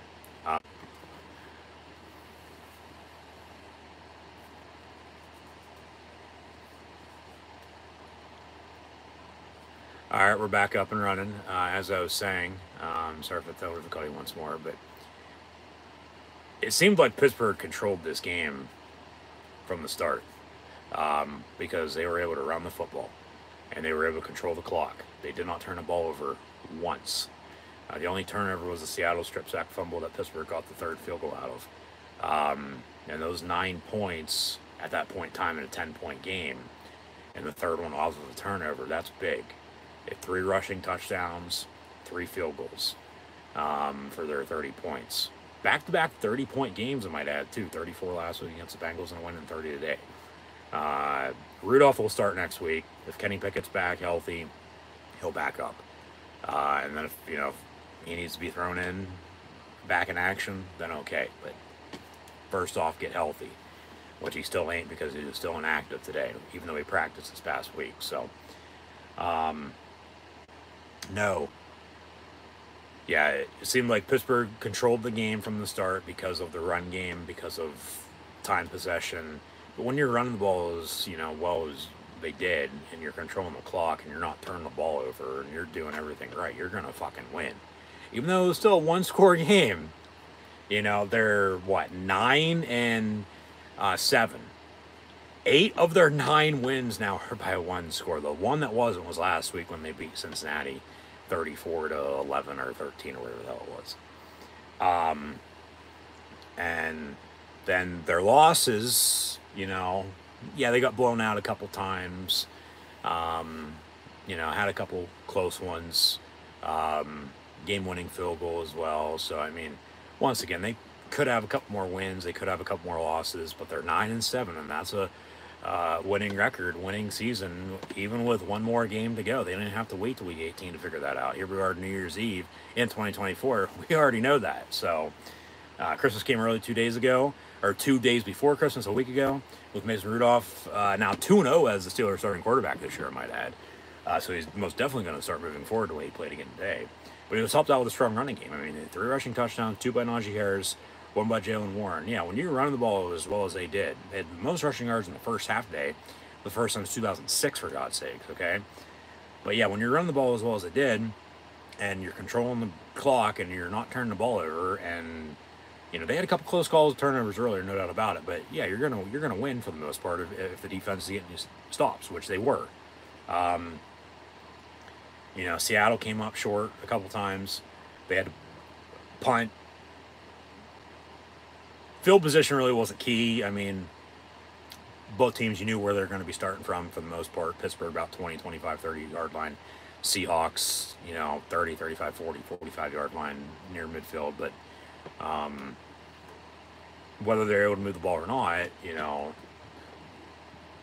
Steeler defense was, yeah, they gave up this and that, but when they needed to make a play, they made a play.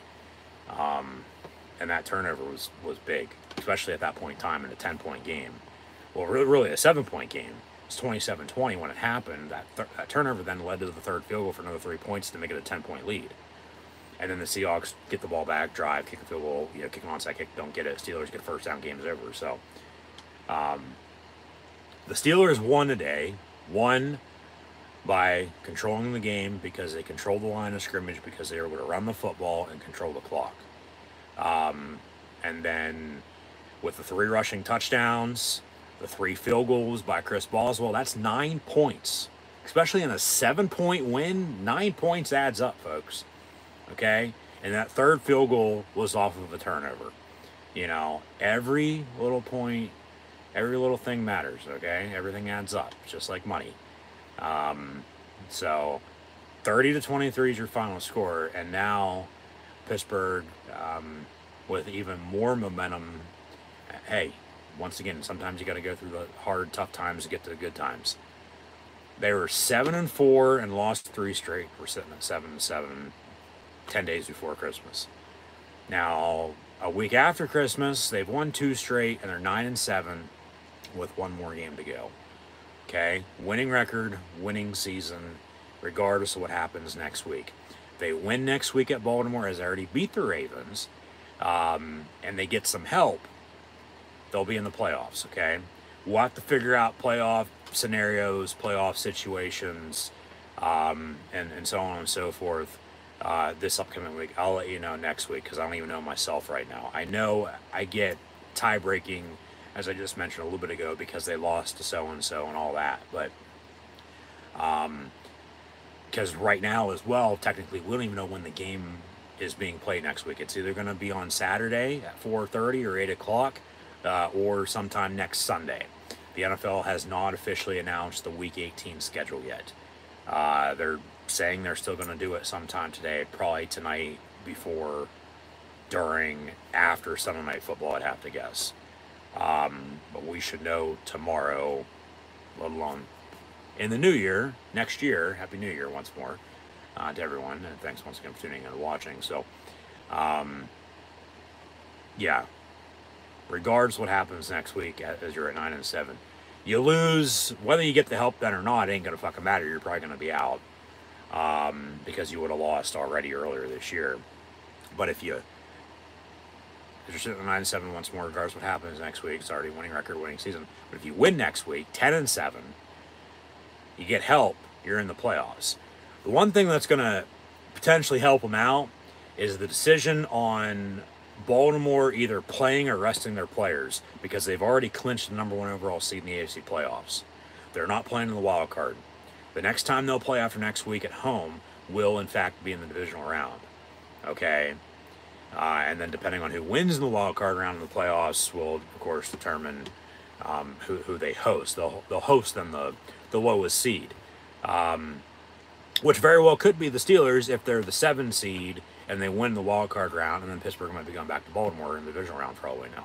Who knows? That's why the game, you got to let it play out. Who knows what the hell's going to happen? It's on paper once again, it's out on the field. So, but no, yeah, that could work out in their favor with Baltimore already now locking up the 1 seed. But regardless of that, they already fucking beat them with Lamar Jackson, so why not beat them without him? You know? So, of course, that's then. This is now.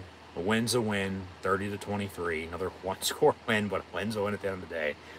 I mean, it was a one-score game all game, though. It was. I mean, it was 7-0, 7-7, 10-7, 14-10 Seattle. That was their only lead.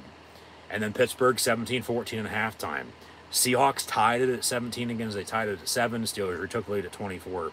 Seahawks kicked another field goal, 24-20. Steelers kicked a field goal themselves, 27-20. And then the Steelers got a 10-point lead, 30-20. Seahawks still got a field goal after it, so it ends up a one-score game, 30-23. You know, hey, one-score game the whole way through, less than 10, decided by 7 in the final outcome. Win's a win, though. It doesn't matter. 1, 2, 3, 4, 5, 6, 7 more points than, you know, your opponent in the win, let alone 10, 15, 20, the whole way to 50, 70 to 100. Who knows? Doesn't matter. 1 point by a million, wins a win. Losing sucks. They didn't lose. They didn't get to 8-8. Seattle did. They're not officially out of the playoffs, even with the loss. They got to win the next week and get some help now to be in. So the Steelers split with the NFC West. They went 2-2 against the NFC West this year. They lost both games at home to the 49ers and Cardinals, and they won both road games at the Rams and at the Seahawks. And then, of course, Happy New Year. They ring in the new year with a win and get to 9-7. So, yeah, once again, regardless of what happens next week, it's a winning record, winning season. Yeah, you can say what you want about it, but it's still impressive.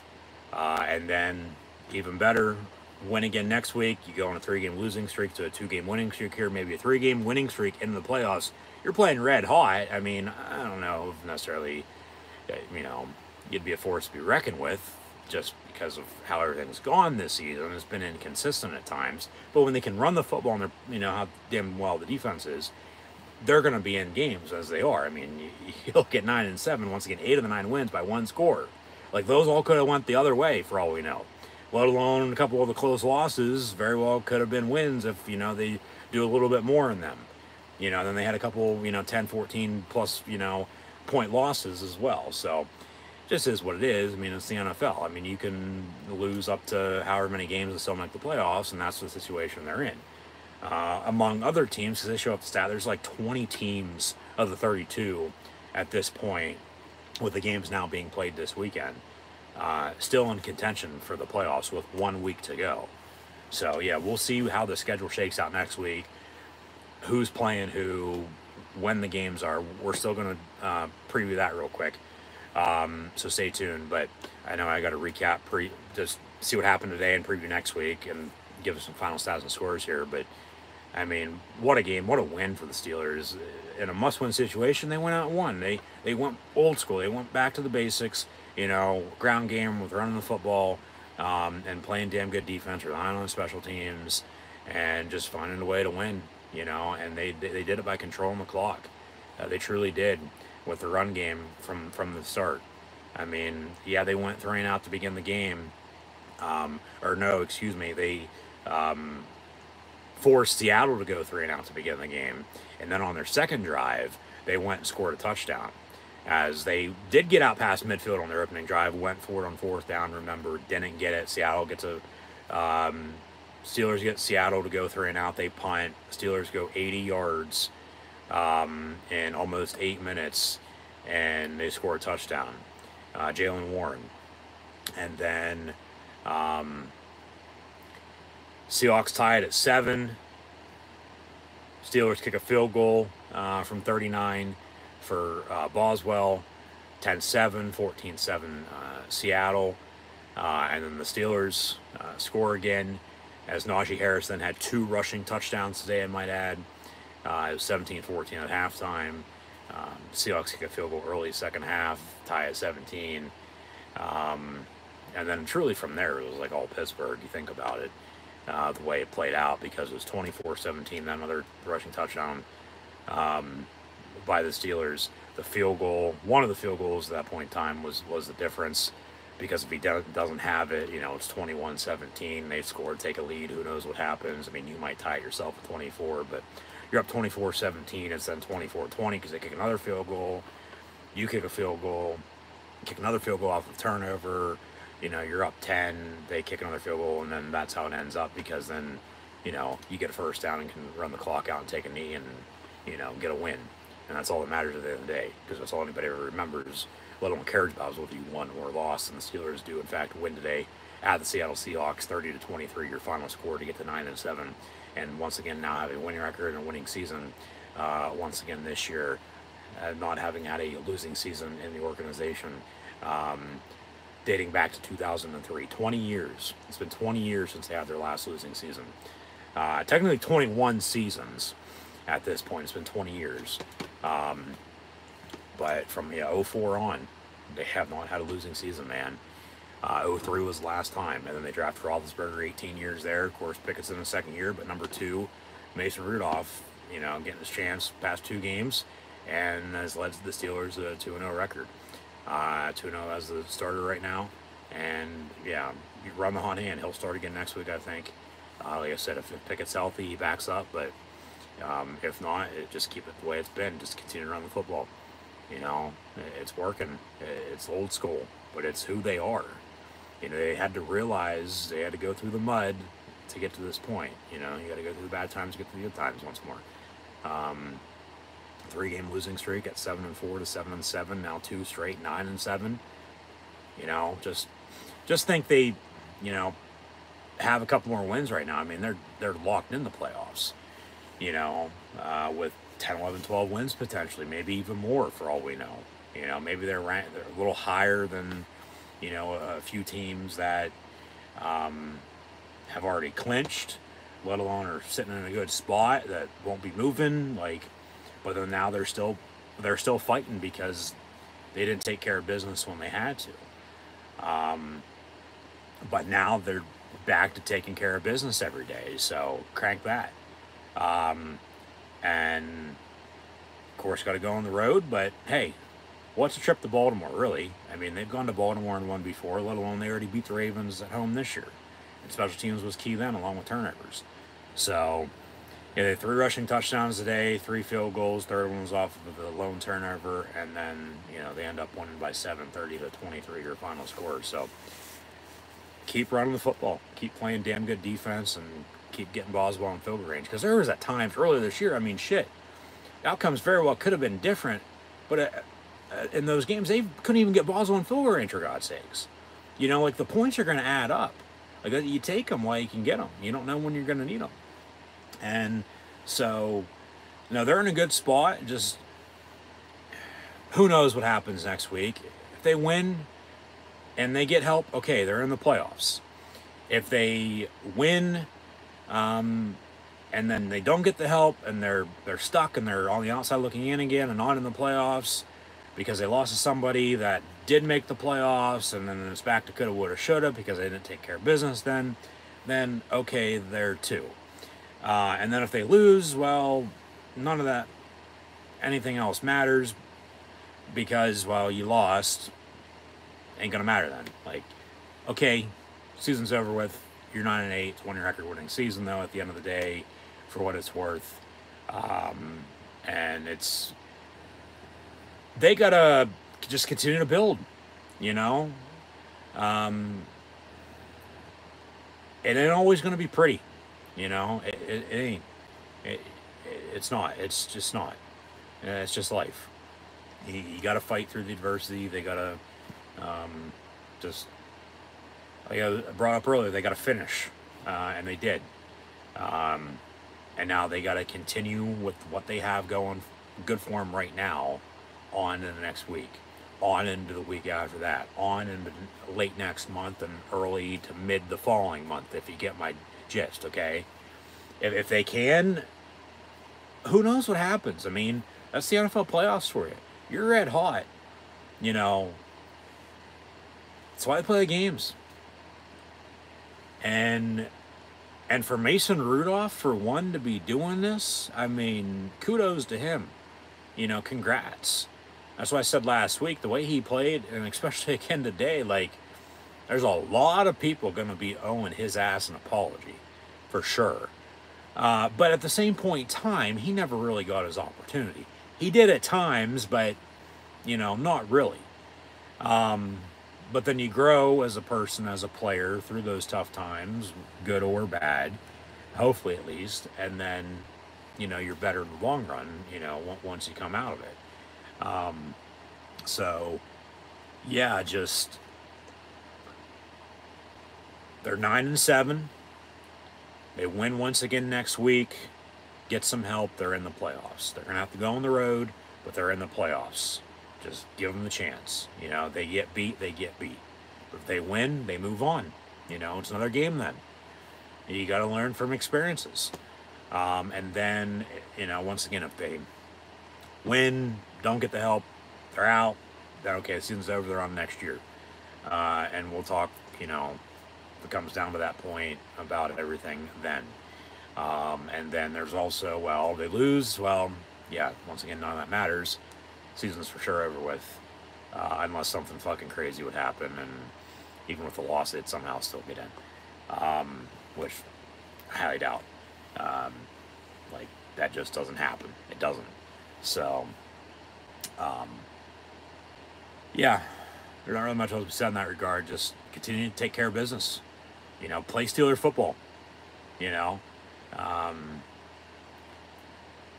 they've been dragged through the mud by the media. They've dragged themselves through the mud at times.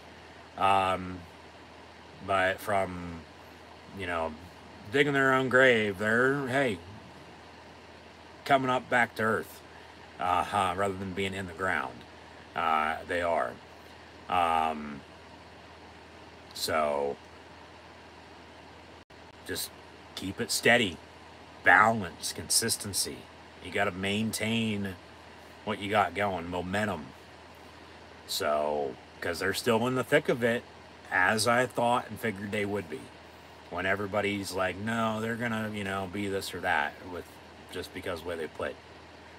Well, yeah, I can understand that. But if you just know who they are, they always figure a way out, you know. And that's, you know, what we got to do in life and in situations. You take it as it comes and you figure it out as it goes. You know, you can have a plan, but plans change.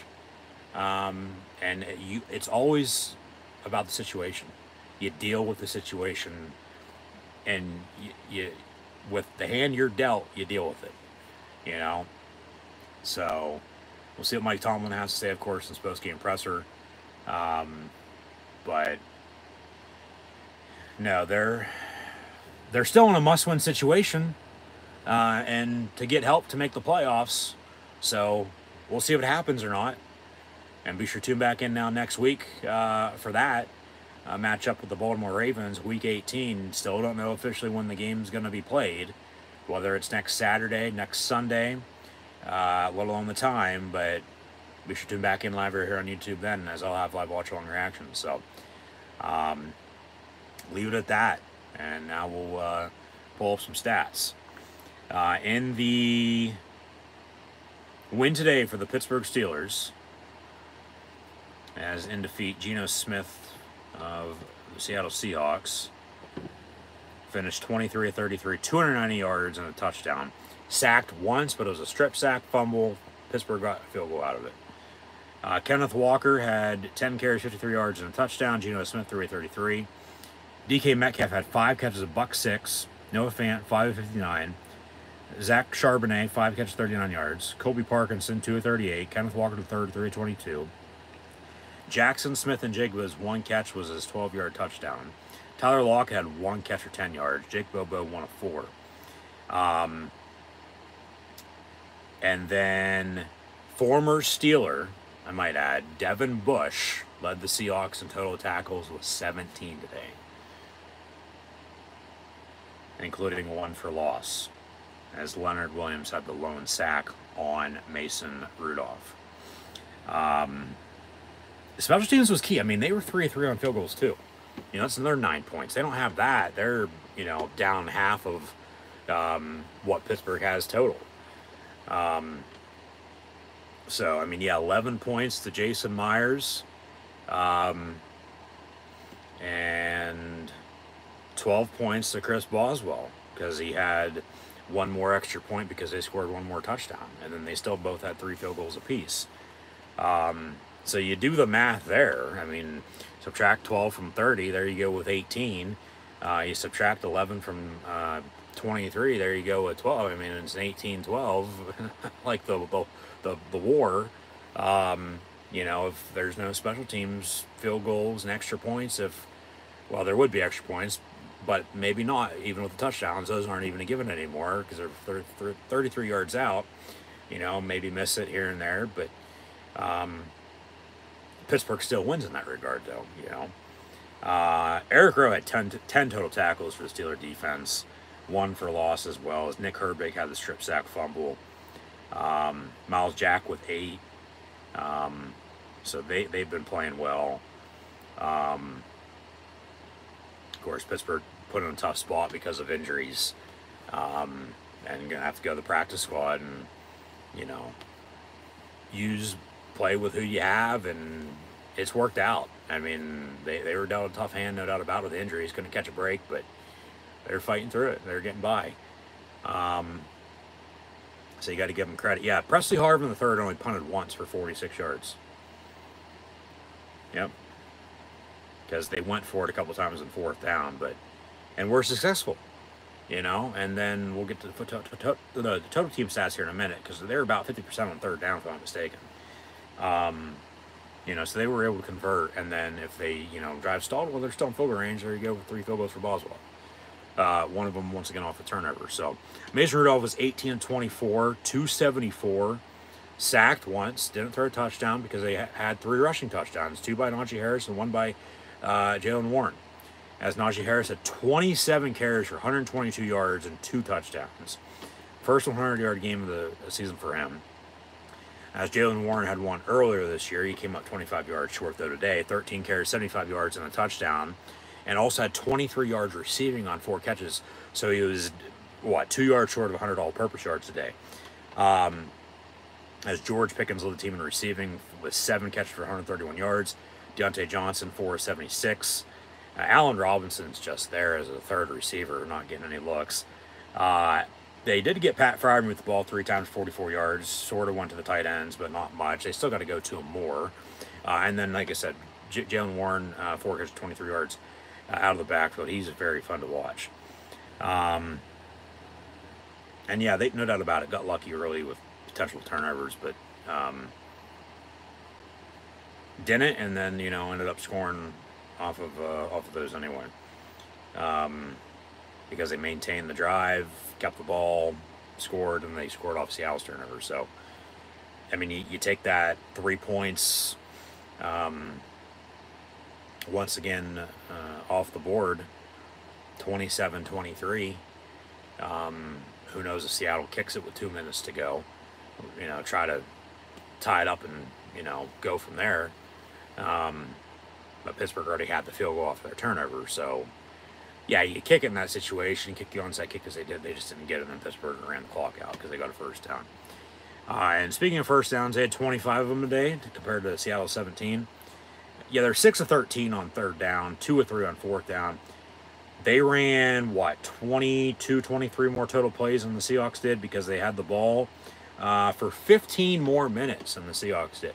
This time of possession in the NFL especially, this is big.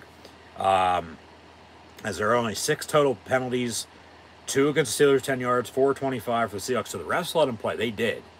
I mean, we had 1 holding, we had a false start, had an illegal motion, and that was about it. I mean, there wasn't much. But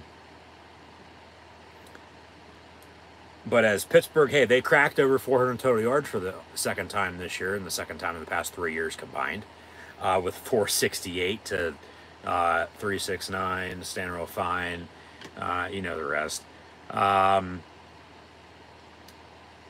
Seattle with 369 total yards, but Pittsburgh with 99 more. So a lot of problems for Seattle in a 7-point loss. They're now 8-8. Once again, they need to win and get a lot of help to make the playoffs now next week. Pittsburgh needs to win themselves at 9-7 and get some help as well to make the playoffs. So they're still sort of in the same boat regardless of what happened today. But it makes it better. It makes it a little easier than for the Steelers and the Seahawks. It's just that AFC, NFC, it's totally different. Had 1 more total drive at 10 to the 9 of Seattle's. Geno Smith with 281 compared to Rudolph's 266, but Pittsburgh with 202 yards rushing today as a team. When was the last time they had 200 plus yards rushing as a team in one game? I mean, yeah, get back at me. I'm waiting too. Seattle with only 88, so that was a big difference in this game for sure. 1 turnover led to points, but the time of possession, Steelers had the ball for 37 minutes and 33 seconds compared to Seattle's 22-27. I mean, that's just absolutely absurd. You don't see that in the NFL these days. That's 15-minute difference of time possession. Like, yeah, no wonder they ran 22 more plays. No wonder they had 100 more total yards, which for 22 more plays ain't a lot, but they're controlling the clock by running the football.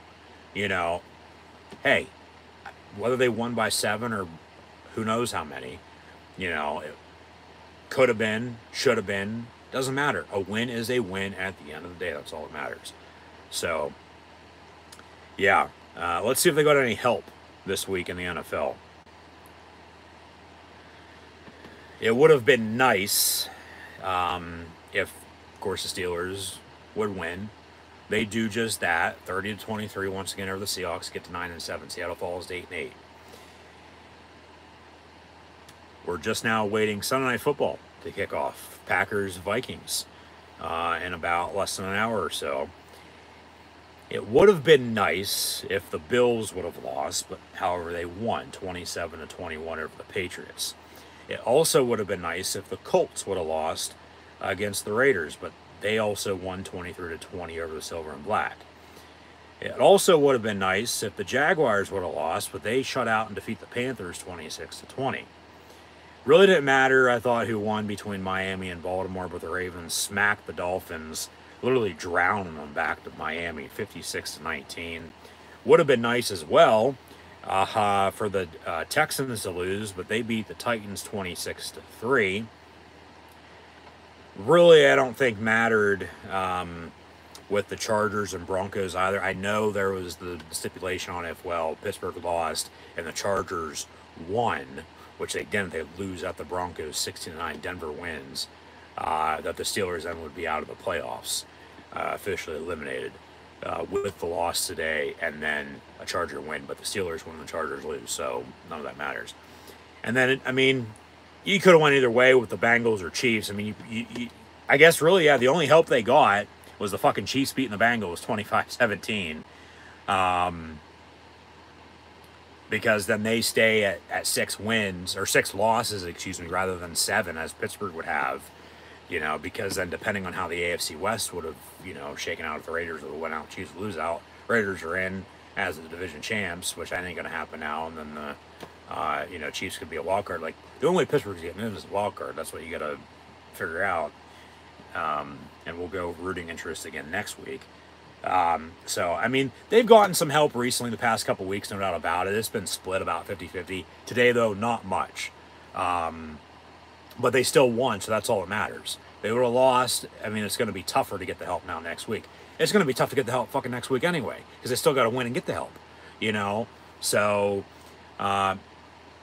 okay, last week in the NFL, real quick. Let's recap last week, of course, because the Steelers beat the Bengals last Saturday.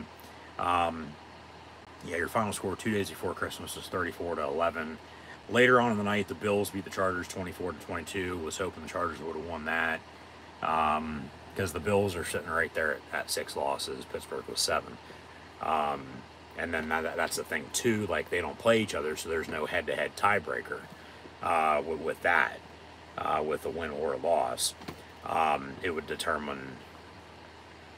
It would work itself out, determining with what else happened to figure that out. Last Thursday, the Rams beat the Saints 30-22, sort of a similar score here by you know, 1 more point.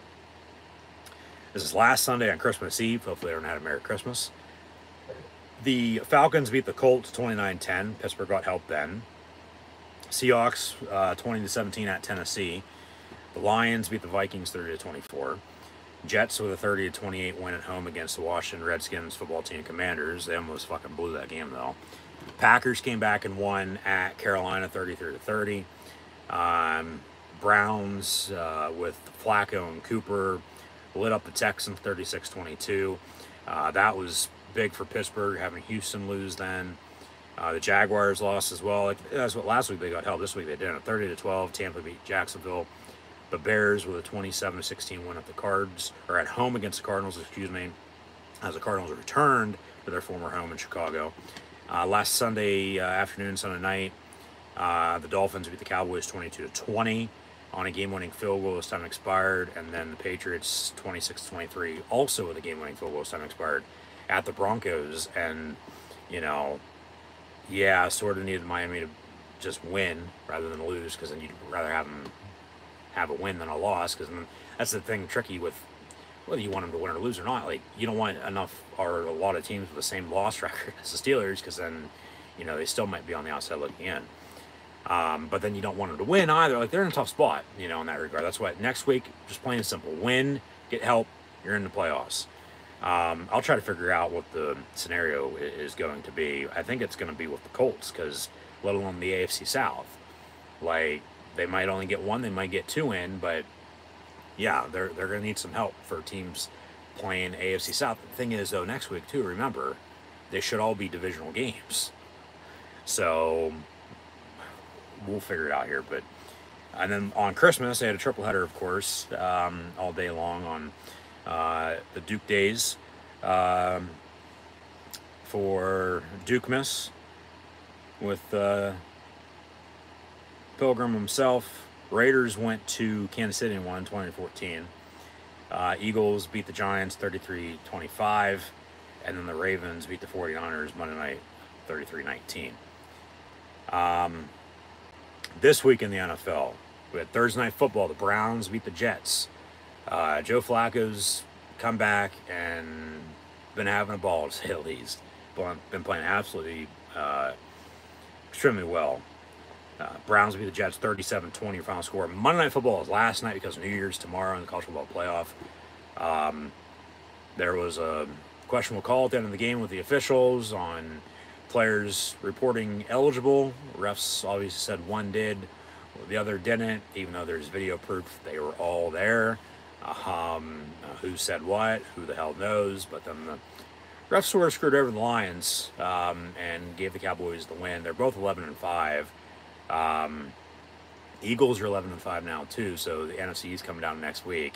Whoever wins, let alone loses, and then has a tiebreaker is going to be the division champ. They're going to be the wild card. And then the Lions are at least guaranteed the 3 spot in the NFC playoffs. So we'll see how it unfolds. But yeah, Cowboys beat the Lions last night, 20-19, and then now earlier today in the NFL, as of course we just witnessed the Steelers beat the Seahawks 30-23. They needed help from the Patriots, the Raiders, the Panthers, the Titans, and about it, but they didn't get any help there. None whatsoever. The Chiefs beat the Bengals 25-17. Yeah, you sort of needed them to beat Cincinnati to have Cincinnati, fall to 8-8. So they're still a game behind Pittsburgh. Pittsburgh beat them twice, so don't have to worry about the Bengals, I don't think. Broncos beat the Chargers 16-9. I don't think you really got to worry about either of those teams either. Would have been nice if the Titans would have beat the Texans at least once. I mean, shit, they went to overtime a couple weeks ago. Game was almost going to end in a tie, but then the Texans won on a game-winning field goal. They win 26-3 today over Tennessee. And then, yeah, so next week, Pittsburgh's going to need the Texans to lose. They're going to need the Jaguars to lose, and they're going to need the Colts to lose. Or at least one of the 3 of them, if not 2. Potentially, because if AFC South winners in, okay, they're in. But then the South still might get 2 teams in, depending on what happens. So, yeah, they might need 1, 2, if not all 3 to lose. But then everybody's going to be playing each other, so it's going to be an interesting, tricky situation. Ravens beat the Dolphins earlier, as mentioned, 56-19. Jags shut out the Panthers, need Carolina to win, but they've only won 2 games this year, so knew that probably wasn't going to happen. 26-0 your final score. San Francisco beat Washington on the road, 27-10. The Saints beat the Bucks 23-13. Cardinals, remember, they came to Pittsburgh and beat the Steelers. They went to Philly today and beat the Eagles too, 35-31. Rams with a 1-point win to the Giants, 26-25. Colts 23-20 at home over the Raiders. Bears beat the Falcons in a snowy game, 37-17. Bills 27-21 over the Patriots. Sunday Night Football, Packers, Vikings, and then that's it for Week 17. Week 18 to kick off on Saturday. No more Thursday Night Football. You'll have 16 games for the 32 total teams, 2 on Saturday, the other 14 next Sunday. Right now, because the NFL hasn't officially announced anything, we don't know when these games are being played. So the Steelers are at the Ravens next week, Week 18, but we don't know if it's Saturday afternoon, Saturday night, or sometime Sunday. We'll find out.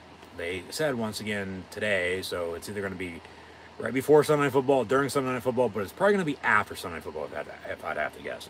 But next week, in the NFL, Week 18, you'll have 2 games on January the 6th, so FJB, and then the rest on the 7th.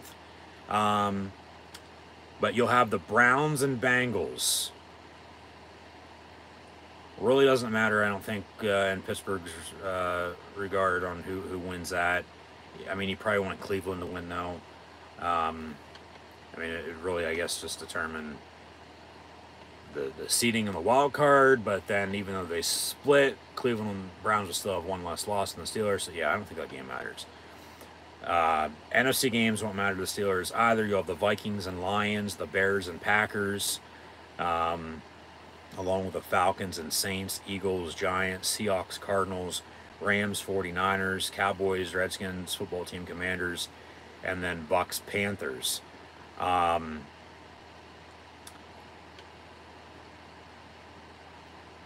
You'd sort of need 1, if not both, let alone all 3 to happen, if possible, if not more here. With a Steeler win next week as they play at the Ravens, they need to win and get help to make the playoffs. So the Jaguars are at the Titans. You'd like Tennessee to win. The Texans are at the Colts. Of course they are, and they're both 9-7. and the Steelers lost to both of them. I'd rather have, say, like the Jags play the Texans or the Colts, and then the Titans play the other one, and then you can have rooting interest in both games, but you can't have it both ways. So yeah, root for the Titans over the Jags. I think it's because of something that would have happened earlier this year, also in the AFC South. I'm not 100% sure. Don't take my word for it. Like I said, we'll see this week the playoff scenarios. Because we still don't know officially when the games are, let alone still everything that's happened this week. Because there's still more games to be played with Sunday Night Football. So I think it's Pittsburgh. It'd be better. Well, they need the Bills to lose for one. So root for the Dolphins, yeah, because then they both be 10-7 with a win. But then also that Bill-Dolphin game very well could be for the AFC East. Yeah. So, because then remember, they didn't play Buffalo this year. There's no head-to-head when they already lost to the Texans and Colts. So root for the Titans over the Jaguars. Texans, Colts, both at 9-7. I saw something. There was a thing that if they tie, they can both get in. I don't know how accurate that's going to be now, but we'll once again just have to see the playoff scenarios as the week progresses, and for next week. Broncos, Raiders. I mean, Denver with a win, they get a 9-8 record. Raiders now the losing season at 7-9. Win, they get to 8-9. Lose, they're 7-10. I don't think that really matters. I mean, it would if, well, it really wouldn't matter anyway, because if Pittsburgh loses, they're 9-8. Get help or not, doesn't fucking matter. And then Denver would be 9-8 as well. They didn't play each other either, though. Yeah, you need the Dolphins to beat the Bills next Sunday. That game will probably be Sunday Night Football, to be honest with you, because it's going to be for the AFC East, it looks like. Even though Buffalo already beat Miami. Miami is at 11-5, and Buffalo is at 10-6. So the Bills win again, they'll win the East. And then for the second consecutive year, potentially, it might be the fucking Miami Dolphins keeping the Pittsburgh Steelers out of the playoffs. So root for the Dolphins next week. Root for the Titans, Texans, Colts. I don't know, man, because they lost to both of them. You're in a tough spot there. You sort of need, the Dolphins to beat the Bills, because then they'd be 12-5. Buffalo would be 10-7. Pittsburgh with a win and help would be 10-7. And then that's how the Steelers would get in, it seems like. Jets, Patriots, that game's pointless. Talked about the other NFC matchups as well. You don't want the Chiefs to beat the Chargers, because then if they lose, they're also 10-7. And that, even though they'd still win the division, because, well, everybody else, they probably already clinched, to be honest with you, now that I think about it, because everybody else is still behind them. Chargers have 5 wins, and then the Broncos have, or the Raiders have 7, the Broncos have 8, and the Chiefs have 10 with 2 games, or 1 game left, so there's no way they can make that up. So I don't think that really matters now with the Chiefs. Even if they would lose, it'd still be 10-7. They'd still be AFC West champs. They win, they're 11-6. They're still AFC West champs, but there's a situation depending on, okay, if somebody's right there with them, if they lose, and it was the Raiders, if they win out and then the Chiefs lose out, they're division champs. Chiefs are getting a wild card, and then it screws Pittsburgh. So, but then overall, you still need Pittsburgh to win next week. You need the Steelers to win, it seems like, to get to 10-7, and you're going to need not 100% necessarily this to happen, with the Titans beating the Jaguars, and then God knows with Texans, Colts, because they're both 9-7. Of course, if Pittsburgh just would have taken care of business, they wouldn't be in the situation they're in, but they lost 3 or 4 games against the AFC South. They split with the NFC West now with the win at Seattle today, winning both road games but losing both home games. But you truly need the Dolphins to beat the Bills, it seems like, because remember, Buffalo is right now as a wild card. They are. Because, I mean, you look at it here, okay? There's that. Buffalo's a wild card right now. They lose. Pittsburgh wins. They're both 10-7. Pittsburgh's in with the Dolphin win. But then, say the Titans beat the Jags. They're 9-8. Texans, Colts. Well, somebody's going to win that. Somebody will be 10-7 division champs. But then the loser's going to be 9-8. And then you have Pittsburgh losing to them already. So actually, technically, you want the Jags to win. You want the Jaguars to win the AFC South. You do. You want them to get to 10-7. You do. Yeah, you want them to get to 10-7. They win the AFC South. You'd still maybe like the Titans to win, because then if the Jags lose, they're 9-8. Potentially the Steelers win. Jacksonville might be out, even though they lost to them. The terrible Towkers got Jacksonville for sure. I can tell you that much. And of course, somebody's going to win between Houston and Indy, unless they tie. They're both 9-7-1, so I guess you can hope for a tie there. But then remember, Pittsburgh still lost to both of them. And then, yeah, the winner would get the 10-7, loser 9-8, probably out, maybe still in. So, I mean, yeah, your rooting interest is really keep an eye on those 2 AFC South games, and then hope the Dolphins beat the Bills. Truly. Because then Buffalo loses, they're 10-7. And Pittsburgh, with a win, they're 10-7, get the help from the team that kept them out of the playoffs last year. They're in this year. So, hey, we'll see what happens. But that's next week in the NFL. Week 18 already. I know, hard to believe. Season's already fucking over with for the playoffs to begin here in a couple weeks, mid-January. But, of course, in the meantime, thanks for tuning in and watching. Thanks for the support. Just not today, all season long, but all year long. So hopefully everyone has a Happy New Year. This New Year's Eve into New Year's Day at midnight, and into tomorrow, into 2024. So Happy New Year to everyone. We'll have to see what happens. Of course, once again, that's why the game's played inside on paper, side on the field. But today on the field, because of 3 rushing touchdowns, count them, 1, 2, 3. And count them as well with the 3 field goals, 1, 2, 3 there as well. And the 3rd field goal being off of a turnover for the 30 points, with 3 rushing touchdowns, 2 by Najee Harris, 1 by Jalen Warren. Mason Rudolph had a damn good game as well, throwing the ball. And then, yeah, the defense playing their ass off as they always do, get a turnover. Boswell gets his 3rd and final field goal of the game off that strip sack fumble. The Steelers defeat the Seahawks 30-23 today in a Super Bowl 40 rematch to get to 9-7. It's a winning record. It's a winning season. They have not had one of those since 2003.